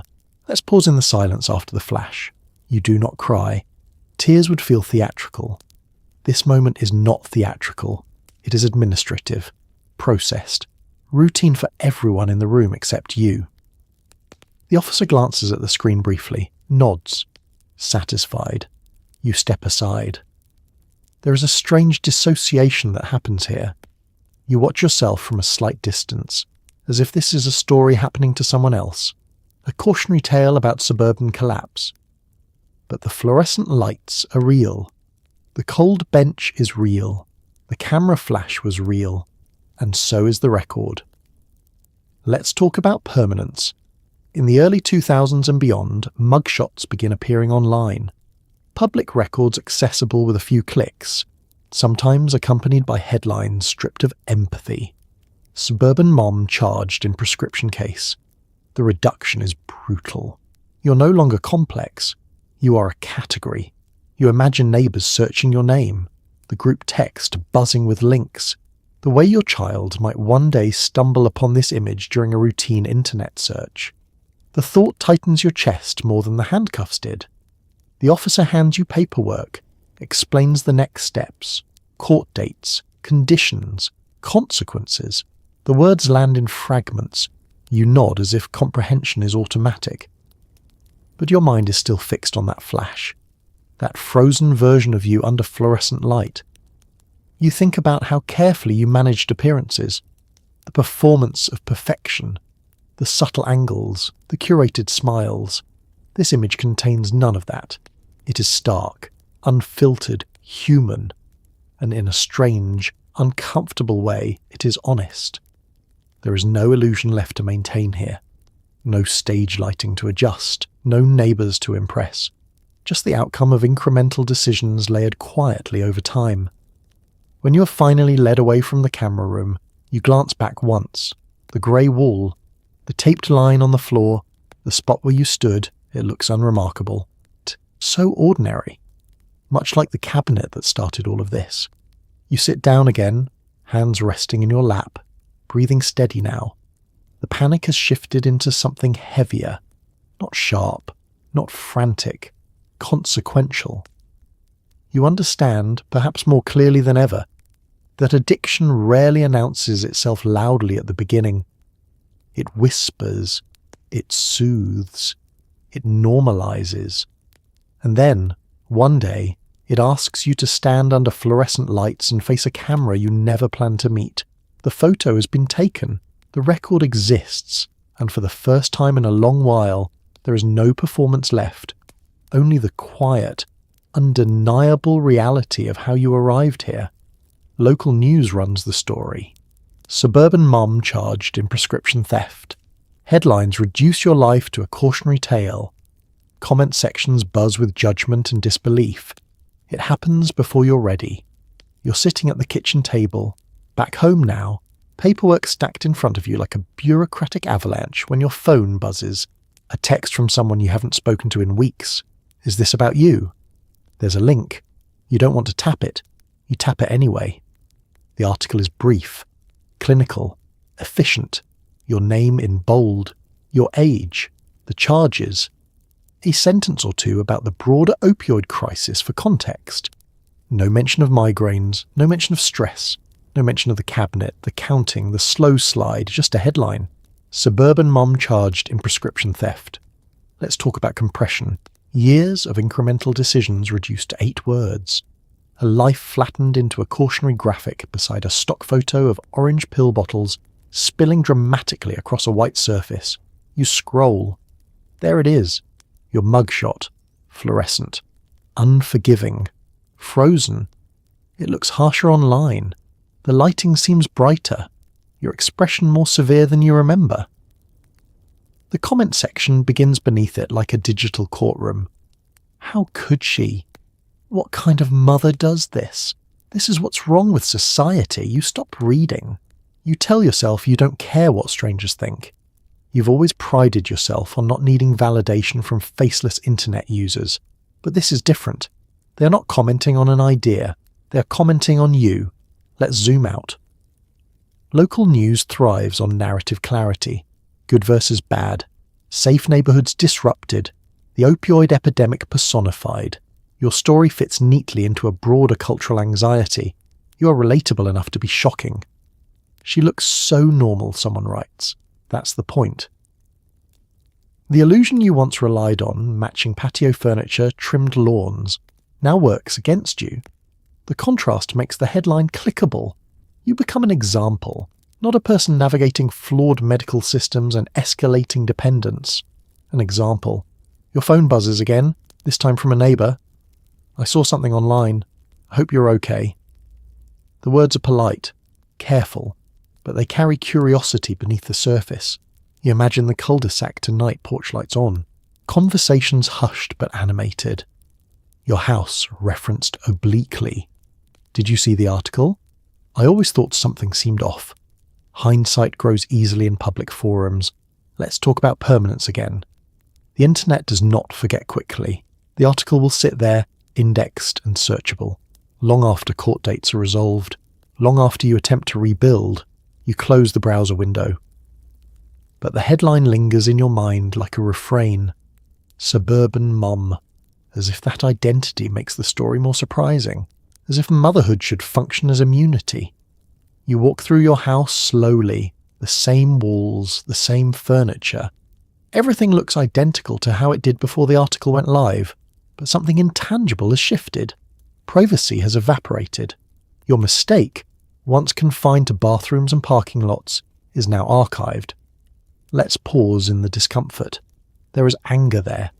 At the pharmaceutical companies that minimized addiction risk.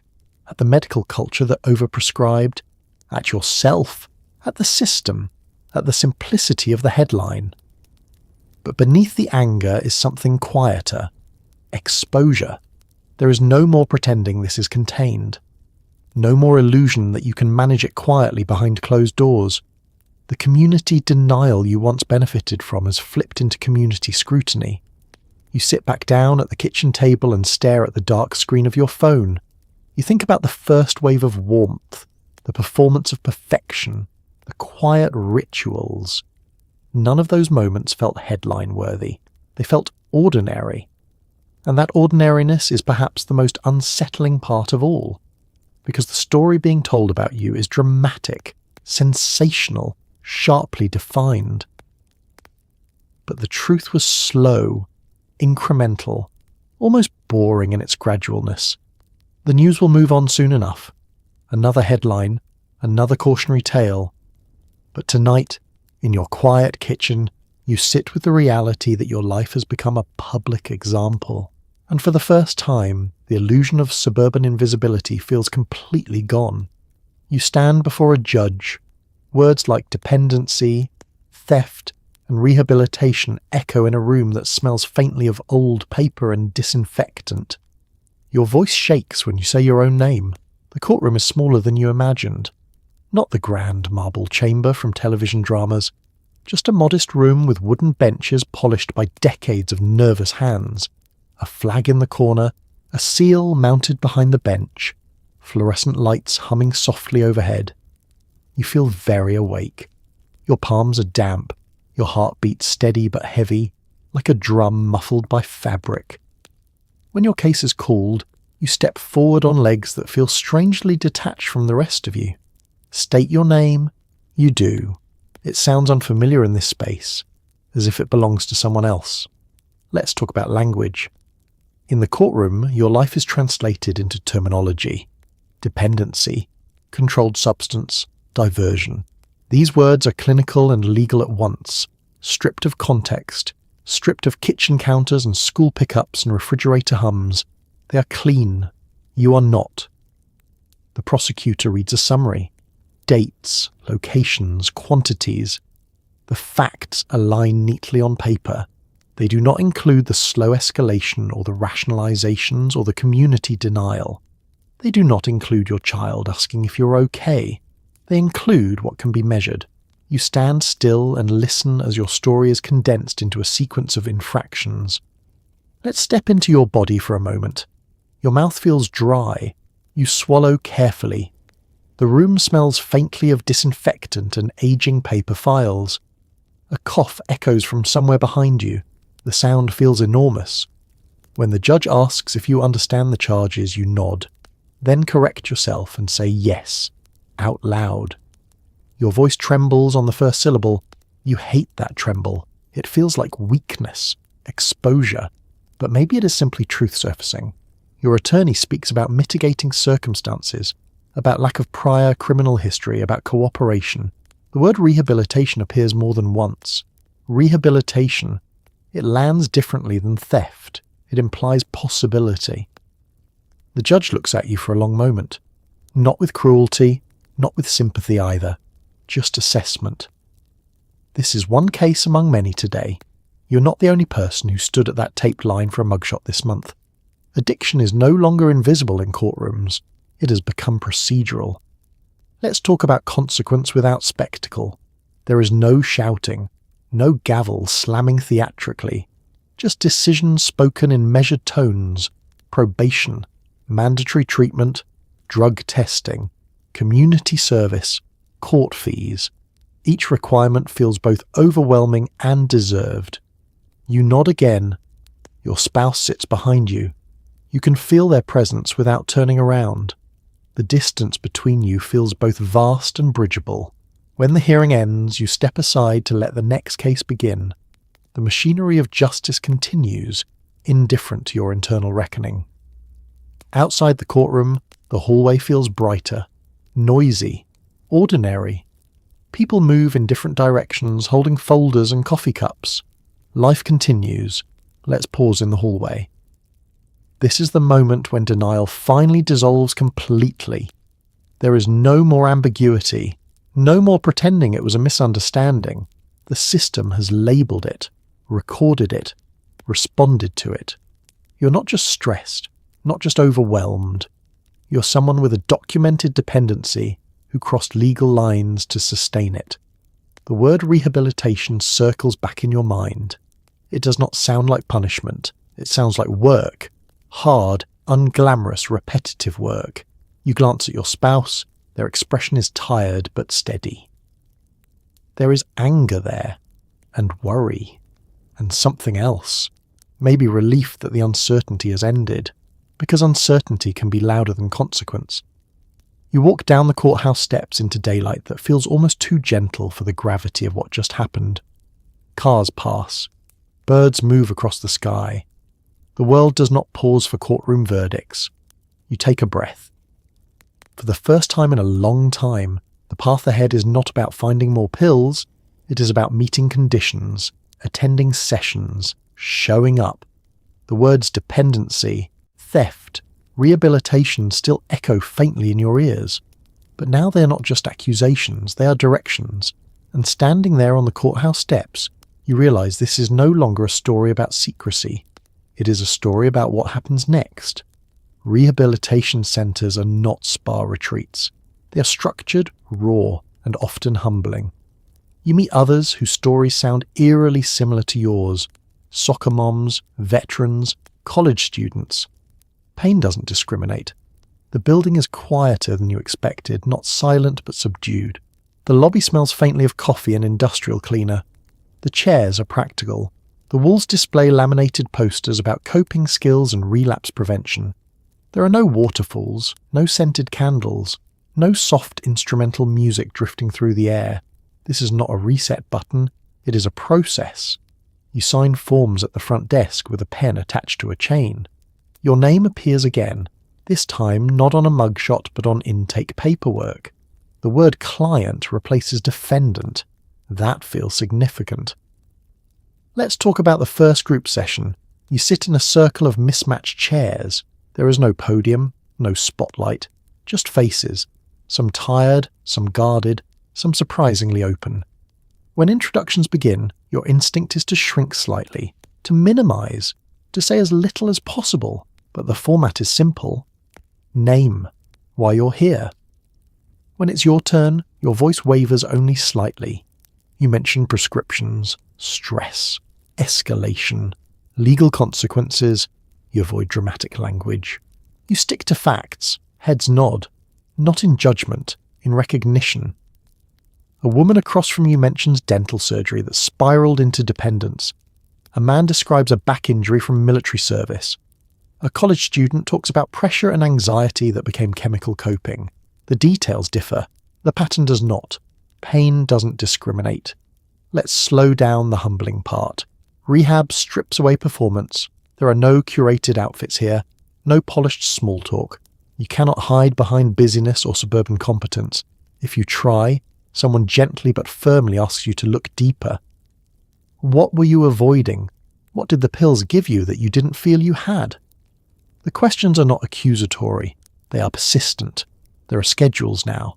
Wake-up times, group therapy, individual counselling, educational sessions about neurobiology and triggers. You learn how opioids alter the brain's reward pathways, how tolerance develops, how withdrawal symptoms emerge when the system recalibrates. It is strange to hear your experience explained in diagrams and clinical language. Your spiral is no longer mysterious. It is mapped. Meals are communal, simple, unremarkable. You sit at long tables and pass salt shakers to people who, weeks ago, would have existed only as statistics in news reports. You begin to see the common thread. Relief sought, relief found, relief required. Let's talk about accountability. There are check-ins, random drug tests, honest conversations about cravings. The first time you admit out loud that you still think about the cabinet, you feel exposed. But no one gasps. Someone else says, "Me too." You begin to understand that secrecy fed the addiction. Exposure might feed the recovery. There are hard days.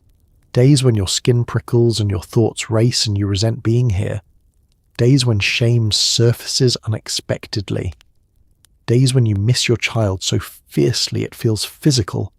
You write letters during supervised quiet time. You describe your commitment to change in careful handwriting. You do not overpromise. You speak in specifics. I am learning. I am trying. I am staying. Rehab is not dramatic transformation. There are no cinematic breakthroughs. Just repetition. Practice. The slow rebuilding of internal tolerance for discomfort without chemical assistance. You learn grounding techniques, breathing exercises, how to sit with anxiety without immediately silencing it. It feels awkward at first, artificial, then gradually less so. One afternoon, sitting in group, you listen to someone else describe the first wave of warmth, the way it felt like normalcy. You recognize yourself in their story, and for the first time, you feel less alone in it. Let's end in the common room. The television plays quietly. A few people read. Someone laughs softly at something on a page. It is not glamorous here. It is not easy. But it is honest. You're no longer managing an illusion. You're participating in a process. Pain did not discriminate when it entered your life. Recovery doesn't either. And as you sit in that circle of chairs, fluorescent lights humming gently above you, you begin to believe something that once felt impossible. You are not uniquely broken. You are human. And humans inconveniently and beautifully can learn new patterns. The physical process of detox is uncomfortable, sometimes brutal. Your body protests the absence of what it has come to rely on. Sleep becomes fragmented. Emotions surge without warning. Let's begin with the first night. You lie in a narrow bed in a room that is neither home nor hospital. The sheets are clean but unfamiliar. The pillow too firm. The hallway light seeps faintly under the door. Your body feels wrong. Not injured. Not sick in the traditional sense. Just misaligned. As if someone recalibrated your internal settings without asking permission. Your legs ache with a restless electricity. You shift from one side to the other, trying to outrun the sensation. Your skin feels too tight, too sensitive. The air on your arms feels exaggerated. You close your eyes. Sleep does not come. Let's talk about chemistry again. Your brain grew accustomed to external opioids binding to receptors that regulate pain and reward. In response, it reduced its own natural opioid production, endorphins. It adjusted neurotransmitter levels. It recalibrated baseline. Now the supply is gone. The receptors wait. The brain scrambles. The body protests. By the second day, the discomfort sharpens. Your stomach churns unpredictably. Waves of nausea roll through you without warning. Your muscles ache as if you ran a marathon you don't remember signing up for. You sweat through your shirt, then shiver moments later. You tell yourself this is temporary. It does not feel temporary. Let's slow down the emotional part. Withdrawal is not only physical. Without the chemical buffer you relied on, emotions return unfiltered, unmuted, loud. You feel sadness in your throat like a stone. Anxiety spikes for no clear reason. Irritation flares quickly. You want to cry at small inconveniences and scream at mild frustrations. You do neither. You sit in a chair in the common room and breathe slowly because that's what they've taught you. Inhale, exhale, ride the wave. A counsellor explains that acute withdrawal from short-acting opioids can begin within hours of the last dose and peak over several days. Symptoms vary, severity varies, but the body, remarkably, recalibrates again. The same adaptability that enabled dependence will eventually enable recovery. That fact feels distant. During group sessions, you shift uncomfortably in your seat. You cannot find a position that feels neutral. Your mind fixates on how easily this could stop. One pill. Just one. The thought surfaces like a reflex. You acknowledge it. You do not act on it. This is new. Let's talk about time. Minutes stretch. Hours distort. You check the clock often, as if measuring endurance. The staff monitors you gently. Hydration. Encouragement. Reminders that what feels unbearable now will soften. Your sleep remains fractured. You drift off for short bursts only to wake drenched in sweat. Your dreams are vivid and chaotic. Fragments of suburban life blend with courtroom scenes and flashing lights. You wake disoriented, but still here. By the fourth or fifth day, something shifts. The intensity dulls slightly. The nausea eases. The restless electricity in your legs becomes a low hum instead of a storm. You notice small victories. You sat through an entire meal without feeling like your skin was crawling. You laughed once in group without forcing it. You slept for 3 consecutive hours. These milestones feel enormous. Withdrawal teaches you something uncomfortable. The warmth you once chased came at the cost of your body's own equilibrium. Your system had outsourced regulation. Now it is relearning the job. It is not graceful. It is not comfortable, but it is possible.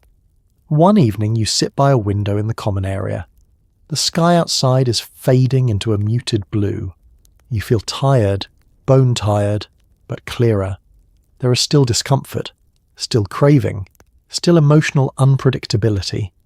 But there is also a flicker of something familiar. Pride. You endured. Not perfectly, not heroically, just steadily. Withdrawal is not punishment. It is correction. The body protesting before it stabilizes.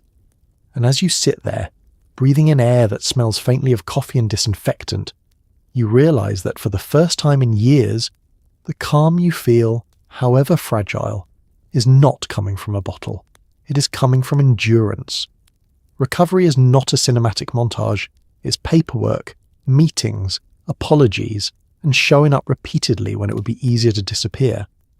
Trust returns in inches, not miles. Let's begin with a folding chair. Not symbolic, not inspirational. Just metal legs and a padded seat in a church basement that smells faintly of coffee and old carpet. You sit in it once a week, sometimes more, and introduce yourself with a version of honesty that still feels new in your mouth. You say your name, you say you're in recovery. No dramatic music swells, no one applauds. Someone passes you a stack of pamphlets and a styrofoam cup of coffee. This is the rebuilding. You attend mandated meetings because the court requires it. You attend voluntary ones because you're afraid not to.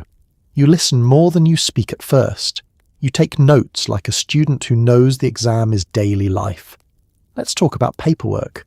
There are forms to complete, treatment plans to sign, drug test schedules to memorize, fees to pay, court check-ins to attend. Recovery is strangely administrative.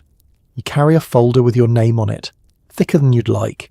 Each signature feels like both consequence and commitment. At home, rebuilding looks different. You sit across from your spouse at the kitchen table, the same table where you once counted pills and shuffled bank statements.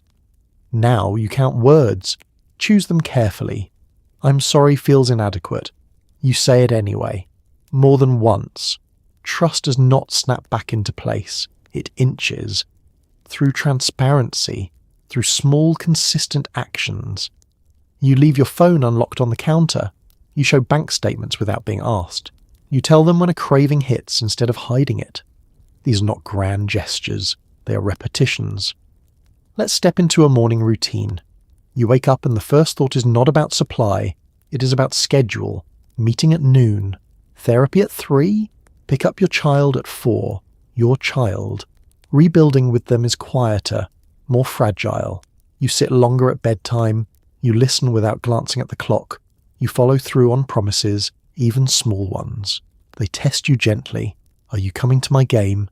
Yes, and you do. Consistency becomes your apology.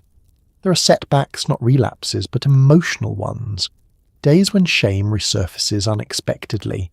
Days when you feel the weight of the mugshot and the headline in the courtroom like a shadow at your back. On those days, disappearing feels appealing. Cancel the meeting. Skip the check-in. Stay in bed. But you don't. You show up. Recovery is stubborn in that way. It requires presence when absence would be easier. Let's talk about identity.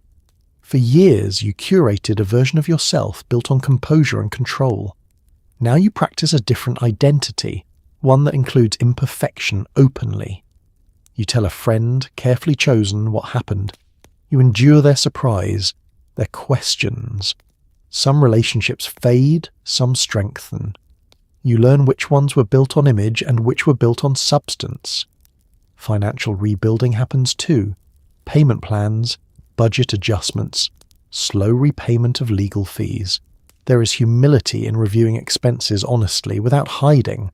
Humility becomes less humiliating over time. One evening, months into recovery, you open the medicine cabinet to grab toothpaste. The shelf looks ordinary. No secret bottle tucked behind bandages, no ritual waiting, just everyday items. You pause. You realize you haven't thought about counting in days. That feels significant. Trust returns in inches, not miles. Your spouse's questions become less sharp. Your child stops asking if you're okay quite so often. The neighbour's glances soften with time, replaced by the ordinary distractions of new gossip and new headlines. You're not fully restored. You are rebuilding, brick by brick, meeting by meeting, apology by apology. The montage you once imagined, instant clarity, dramatic redemption, never arrives. Instead, you get something quieter, sustainable. You look at your calendar one afternoon and see more appointments related to growth than to crisis. Therapy, support group, family counselling. This is what progress looks like. Not flashy, not cinematic, just consistent. And as you sit once again in that folding chair, coffee cooling in your hands, you understand something that once felt impossible. You're no longer managing an illusion. You're constructing something sturdier. Not perfection, honesty. And honesty, though slower, holds weight better than performance ever did. You begin to understand you are part of something larger, a nationwide wave of opioid overprescription, a system that underestimated risk, a culture that equated pain-free living with success. Let's zoom out. For a long time, you thought this was purely personal, a flaw in discipline, a weakness in character, a private spiral contained within your bathroom cabinet. But in group sessions and educational lectures, numbers begin to appear on whiteboards, graphs, timelines, prescription rates climbing sharply through the late 1990s and early 2000s, millions of opioid prescriptions written annually. Marketing campaigns that reassured physicians addiction risk was low when patients used medications as directed. You sit in a plastic chair and watch the story widen. This wasn't just you. In the 1990s, pain became the fifth vital sign. Hospitals were evaluated partly on how well they managed patient discomfort. Pharmaceutical companies promoted extended-release opioids as safe and effective for chronic pain. Doctors, many acting in good faith, were encouraged to treat aggressively. Relief became a benchmark. Discomfort became unacceptable. Let's talk about culture. Somewhere along the way, pain, physical and emotional, shifted from something to endure to something to eliminate. You saw it in subtle ways, in advertisements promising total relief, in conversations where stress was framed as a problem to fix immediately rather than a signal to examine. You absorbed that narrative without realizing it. When your head hurt, you wanted it gone. When anxiety hummed, you wanted it muted. There was no cultural script for sitting with discomfort, only for solving it. In rehab, someone mentions how many prescriptions flooded certain communities in the early 2000s. You research it later. By 2012, opioid prescriptions peaked at staggering numbers in the United States, enough for nearly every adult to have a bottle. That fact unsettles you. Your story is individual, but it is not isolated. Let's revisit the pharmacy. You remember how easy it felt at first. The confidence in the doctor's voice, the casual refill, the absence of warning beyond small print labels. No one said, "This may alter your brain in ways you won't fully anticipate." No one said, "Your stress and your chemistry will collaborate quietly." The system underestimated risk, and you underestimated yourself. Both can be true. In meetings, you meet others who echo your timeline almost exactly. Dental surgery, back injury, postpartum pain, anxiety layered on top of legitimate prescriptions. The paths differ slightly, but the origin points feel eerily aligned. The epidemic was not abstract. It was incremental. It unfolded in exam rooms and kitchens and suburban neighborhoods that insisted addiction lived elsewhere. You begin to feel less uniquely broken and more historically situated. That realization is both comforting and sobering. Comforting because it reduces shame. Sobering because it underscores scale. Let's talk about accountability within context. Understanding the broader epidemic does not erase your choices. You still doctor shopped. You still crossed legal lines. You still hid from your family. But context changes the narrative from moral failure to systemic vulnerability layered over personal decisions. You were not immune because you were educated. You were not protected because you were suburban. You were a participant in a cultural moment that prioritized immediate relief and underestimated long-term cost. One afternoon, during a therapy session, you say aloud, "I thought I was just bad at coping." Your counselor nods gently. You were coping the way you were taught to cope. The sentence lingers. You think about advertisements, about friends casually sharing leftover prescriptions, about the way stress was joked about rather than addressed. You think about how often success was defined as appearing unbothered, pain-free, functional. You chased functionality with a chemical shortcut that the culture itself normalized. Let's end in reflection. The broader epidemic does not excuse what happened, but it reframes it. You are not a dramatic outlier, you are statistically probable, and that knowledge shifts something inside you. Recovery is no longer just about resisting a bottle, it is about questioning a mindset. one that equates strength with suppression, one that confuses relief with resolution. As you sit in that familiar folding chair, listening to another person trace their own timeline back to a prescription, written in confident ink, you feel the larger pattern settle around you. This was bigger than your cabinet, bigger than your cul-de-sac, bigger than your headline, and yet your recovery remains personal, one decision at a time, in a system that is still learning from its own underestimations. You inhale slowly, you exhale, and for the first time you see your story not only as a fall, but as part of a turning point. Eventually you look back at the woman standing in that bathroom at 2:13 a.m. She wasn't evil. She was overwhelmed, misinformed, and quietly unravelling. The question becomes not just how it happened, but how to live honestly after it did. Let's return to that bathroom.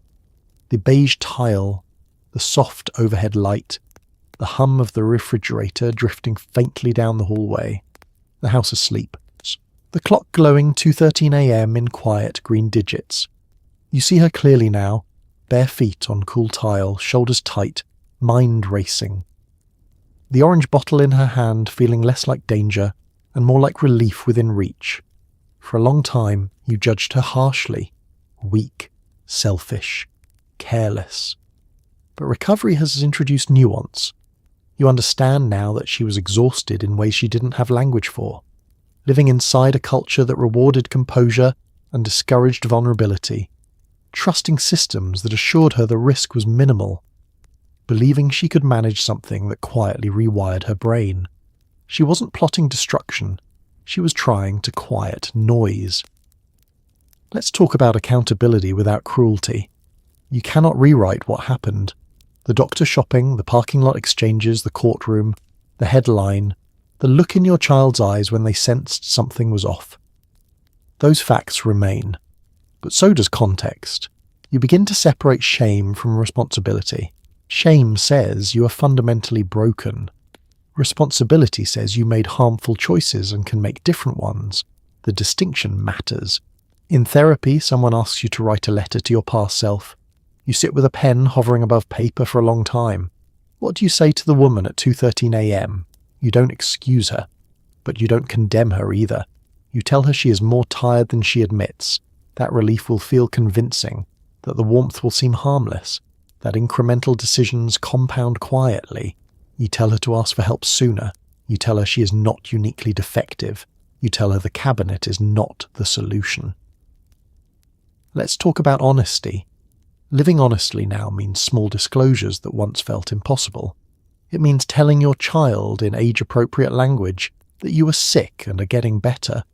It means answering your spouse's questions without defensiveness. It means admitting cravings instead of pretending they don't exist. It also means tolerating discomfort. Stress still arrives. Anxiety still hums. Life has not transformed into a spa retreat of calm and perfect coping. But you no longer outsource regulation to a bottle. You sit with it. Sometimes awkwardly, sometimes successfully. You begin to notice something subtle. The woman at 2:13 a.m. believed she had to handle everything alone. That vulnerability would expose her as inadequate. That needing help contradicted the image she had built. You no longer believe that. Now honesty is your new performance, but it is unscripted, messier, less polished, and infinitely sturdier. Let's stand in the present. You open the same bathroom cabinet today and see ordinary items. Toothpaste, bandages, no secret inventory. You catch your reflection in the mirror. It is not the fluorescent mugshot version, not the carefully angled pickup line version. Just you, human, imperfect, working. The question is no longer how it happened. You understand that now. Chemistry, culture, stress, denial, choice layered upon choice. The question is how to live after, and living honestly turns out to be less dramatic than you expected. It is showing up to meetings even when you're tired. It is apologizing again without resentment. It is staying present during your child's long story about recess politics. It is acknowledging that you are capable of both harm and repair.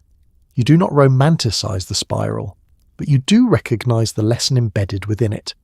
Pain cannot always be eliminated. Sometimes it must be understood, And the woman at 2:13 a.m., overwhelmed, misinformed, quietly unravelling, was not a villain. She was a warning, a signal. And now, standing here in the quiet of your own reflection, you no longer look at her with hatred. You look at her with clarity, and that clarity is the most honest thing you've held in years. You're standing in line at the pharmacy, fluorescent lights humming overhead, pretending to scroll through your phone while your heart taps a nervous rhythm in your throat. You're certain everyone can tell. The older man picking up blood pressure medication, the teenage cashier scanning gum. They must see it in your eyes. When the pharmacist says your name, you flinch slightly. It's just a refill, perfectly legal. Probably. You rehearse casualness the way actors rehearse Shakespeare. Smile, nod. Don't grip the counter too hard. Let's stay in that line for a moment. The air smells faintly of shampoo and floor cleaner. A rotating display of seasonal candy leans slightly to one side. A toddler 2 people ahead is crying about a balloon. Everything is ordinary, except you. Or at least that's how it feels. You shift your weight from one foot to the other. Your palms are damp. You glance at the clock mounted above the blood pressure machine. It ticks steadily, indifferent to your internal monologue. You're convinced your anxiety is visible. Surely the pharmacist can see your prescription history scrolling across their screen like a crime documentary. Surely the woman behind you senses that you've rehearsed your pain description in the car before walking in. But when you risk a glance around, no one is studying you. The older man is focused on his wallet. The cashier is chewing gum and looking bored. The fluorescent lights hum on, democratic in their indifference. Let's talk about hypervigilance. When dependence grows, so does suspicion. You begin to read neutral expressions as judgment, routine questions as interrogation, a slight delay in typing as accusation. Date of birth? The technician asks. You answer quickly. Too quickly. They type again. Pause. Your throat tightens. Then they nod. It'll be just a minute. Just a minute feels enormous. You rehearse your posture, shoulders relaxed, jaw unclenched. Casual phone scroll. You pretend to read an email about a school fundraiser while tracking every movement behind the counter. The pharmacist opens a drawer, pulls out a white bag, prints a receipt. None of this is unusual, but your mind narrates it as suspense. Let's zoom out historically for a breath. Pharmacies in the early 2000s filled opioid prescriptions in staggering volumes. For many years, refills were routine. Scrutiny varied widely. It wasn't until monitoring programs tightened and awareness increased that these counters began to feel like checkpoints. You are living in that transition. The pharmacist calls your name. You flinch before you can stop yourself. You step forward, smile, nod. Do not grip the counter too hard. Any questions for the pharmacist? They ask as required. You shake your head. You have memorized the instructions. 1 tablet every 4 to 6 hours is needed for pain. Do not exceed prescribed amount. May cause drowsiness. You could recite them in your sleep. You sign the digital pad. Your signature wobbles slightly. You hope they don't notice. They don't. They slide the white paper bag across the counter. And there it is. Relief. Not from ingestion, from acquisition. The bag feels heavier than its contents justify. You tuck it into your purse quickly, as if visibility increases risk. Let's walk to the car. The automatic doors slide open with a soft whoosh. The parking lot smells like hot asphalt. You exhale for the first time in minutes. No alarm sounded, no questions escalated. No one pointed and said, "That's her." You sit in the driver's seat and stare at the bag for a moment before starting the engine. This ritual, line, stare, acquisition, has become part of your week. It is both mundane and charged. Ordinary on the outside, electrified on the inside. You tell yourself it's legal. You tell yourself it's prescribed. You tell yourself you're managing something medical. And yet your body behaves as if you just passed through a checkpoint undetected. The nervous rhythm in your throat begins to slow. You drive home, aware that this anxiety is new. At first, the pharmacy line was just a stop on your errand list. Now it feels like a stage, and you're the only one who knows the script. The irony is sharp. You're surrounded by people picking up antibiotics and allergy meds and routine prescriptions, and you, standing under fluorescent lights pretending to scroll through your phone, feel like you're carrying a secret so large it must be visible. But it isn't. Not yet. The world continues to hum along, cash registers beeping, receipt printers whirring, toddlers crying about balloons, and you walk out with your small white bag, heart finally slowing, convinced you just survived something no one else even noticed. Long after the house is quiet, you sit in the bluish glow of a desktop computer. The internet of 2004 isn't sleek yet. It's chat boards, anonymous usernames, pixelated avatars. You type questions you would never say out loud. How to stop without getting sick? How many is too many? Strangers reply with equal parts reassurance and denial. Some tell you you're fine. Some tell you to run. You close the browser window quickly when you hear footsteps, as if the screen itself might confess.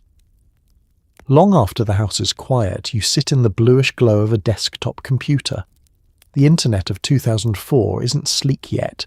It's chat boards, anonymous usernames, pixelated avatars. You type questions you would never say out loud. How to stop without getting sick? How many is too many? Strangers reply with equal parts reassurance and denial. Some tell you you're fine. Some tell you to run.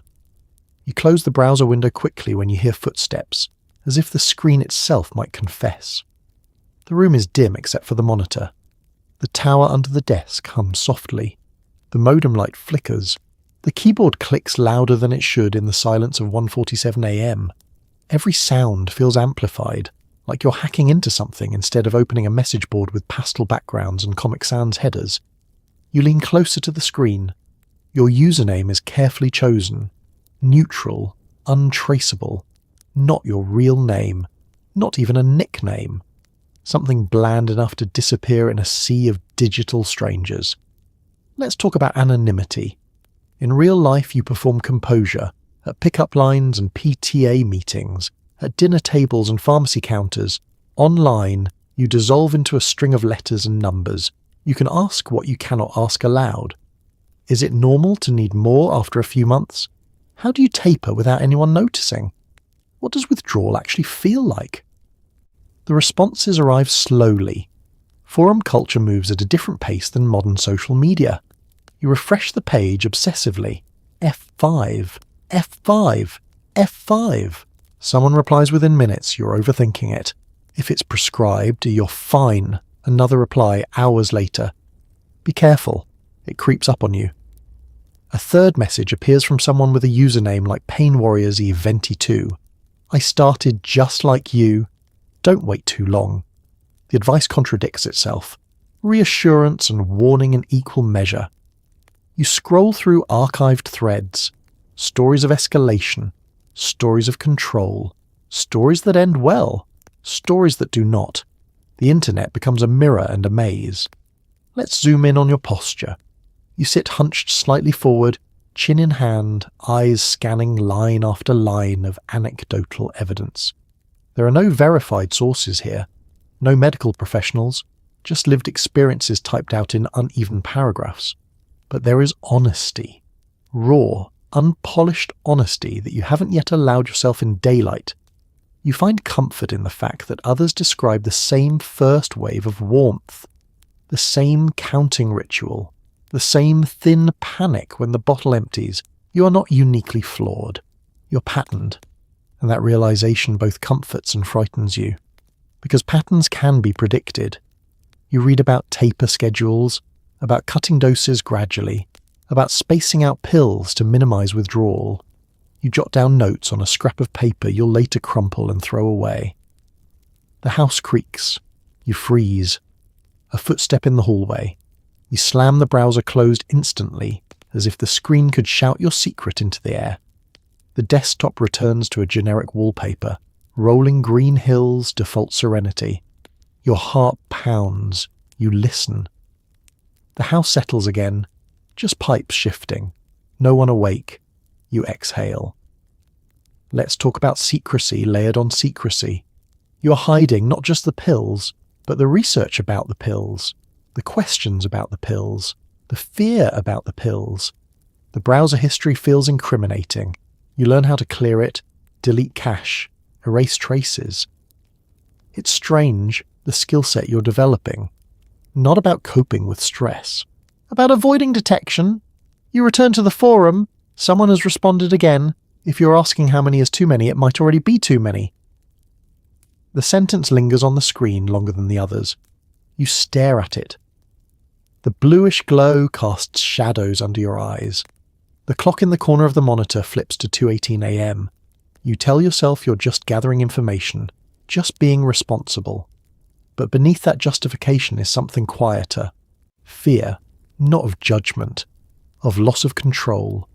Eventually exhaustion wins. You shut down the computer. The screen goes black. The room returns to darkness. You stand up slowly, joints stiff, and walk back to bed. Your spouse stirs slightly but does not wake. You lie down and stare at the ceiling. The internet did not give you a definitive answer. It gave you a mirror. And as you drift toward uneasy sleep, the questions you typed anonymously at 1:47 a.m. echo louder than any reassurance a stranger could offer, and so the house grows quiet. The dishwasher hums softly. The hallway light casts that gentle golden glow across the carpet. The medicine cabinet door is closed. The orange bottle is either empty, discarded, or no longer the centre of gravity in your life. You've walked through the cul-de-sac illusion, the whispered refills, the pharmacy line, the courtroom, the slow, uncomfortable rebuilding. You've felt the warmth of the first pill and the chill of withdrawal. You've stood under fluorescent lights and under quiet kitchen sunrises, wondering how something prescribed in good faith could unravel so much. But here's the part history doesn't always headline.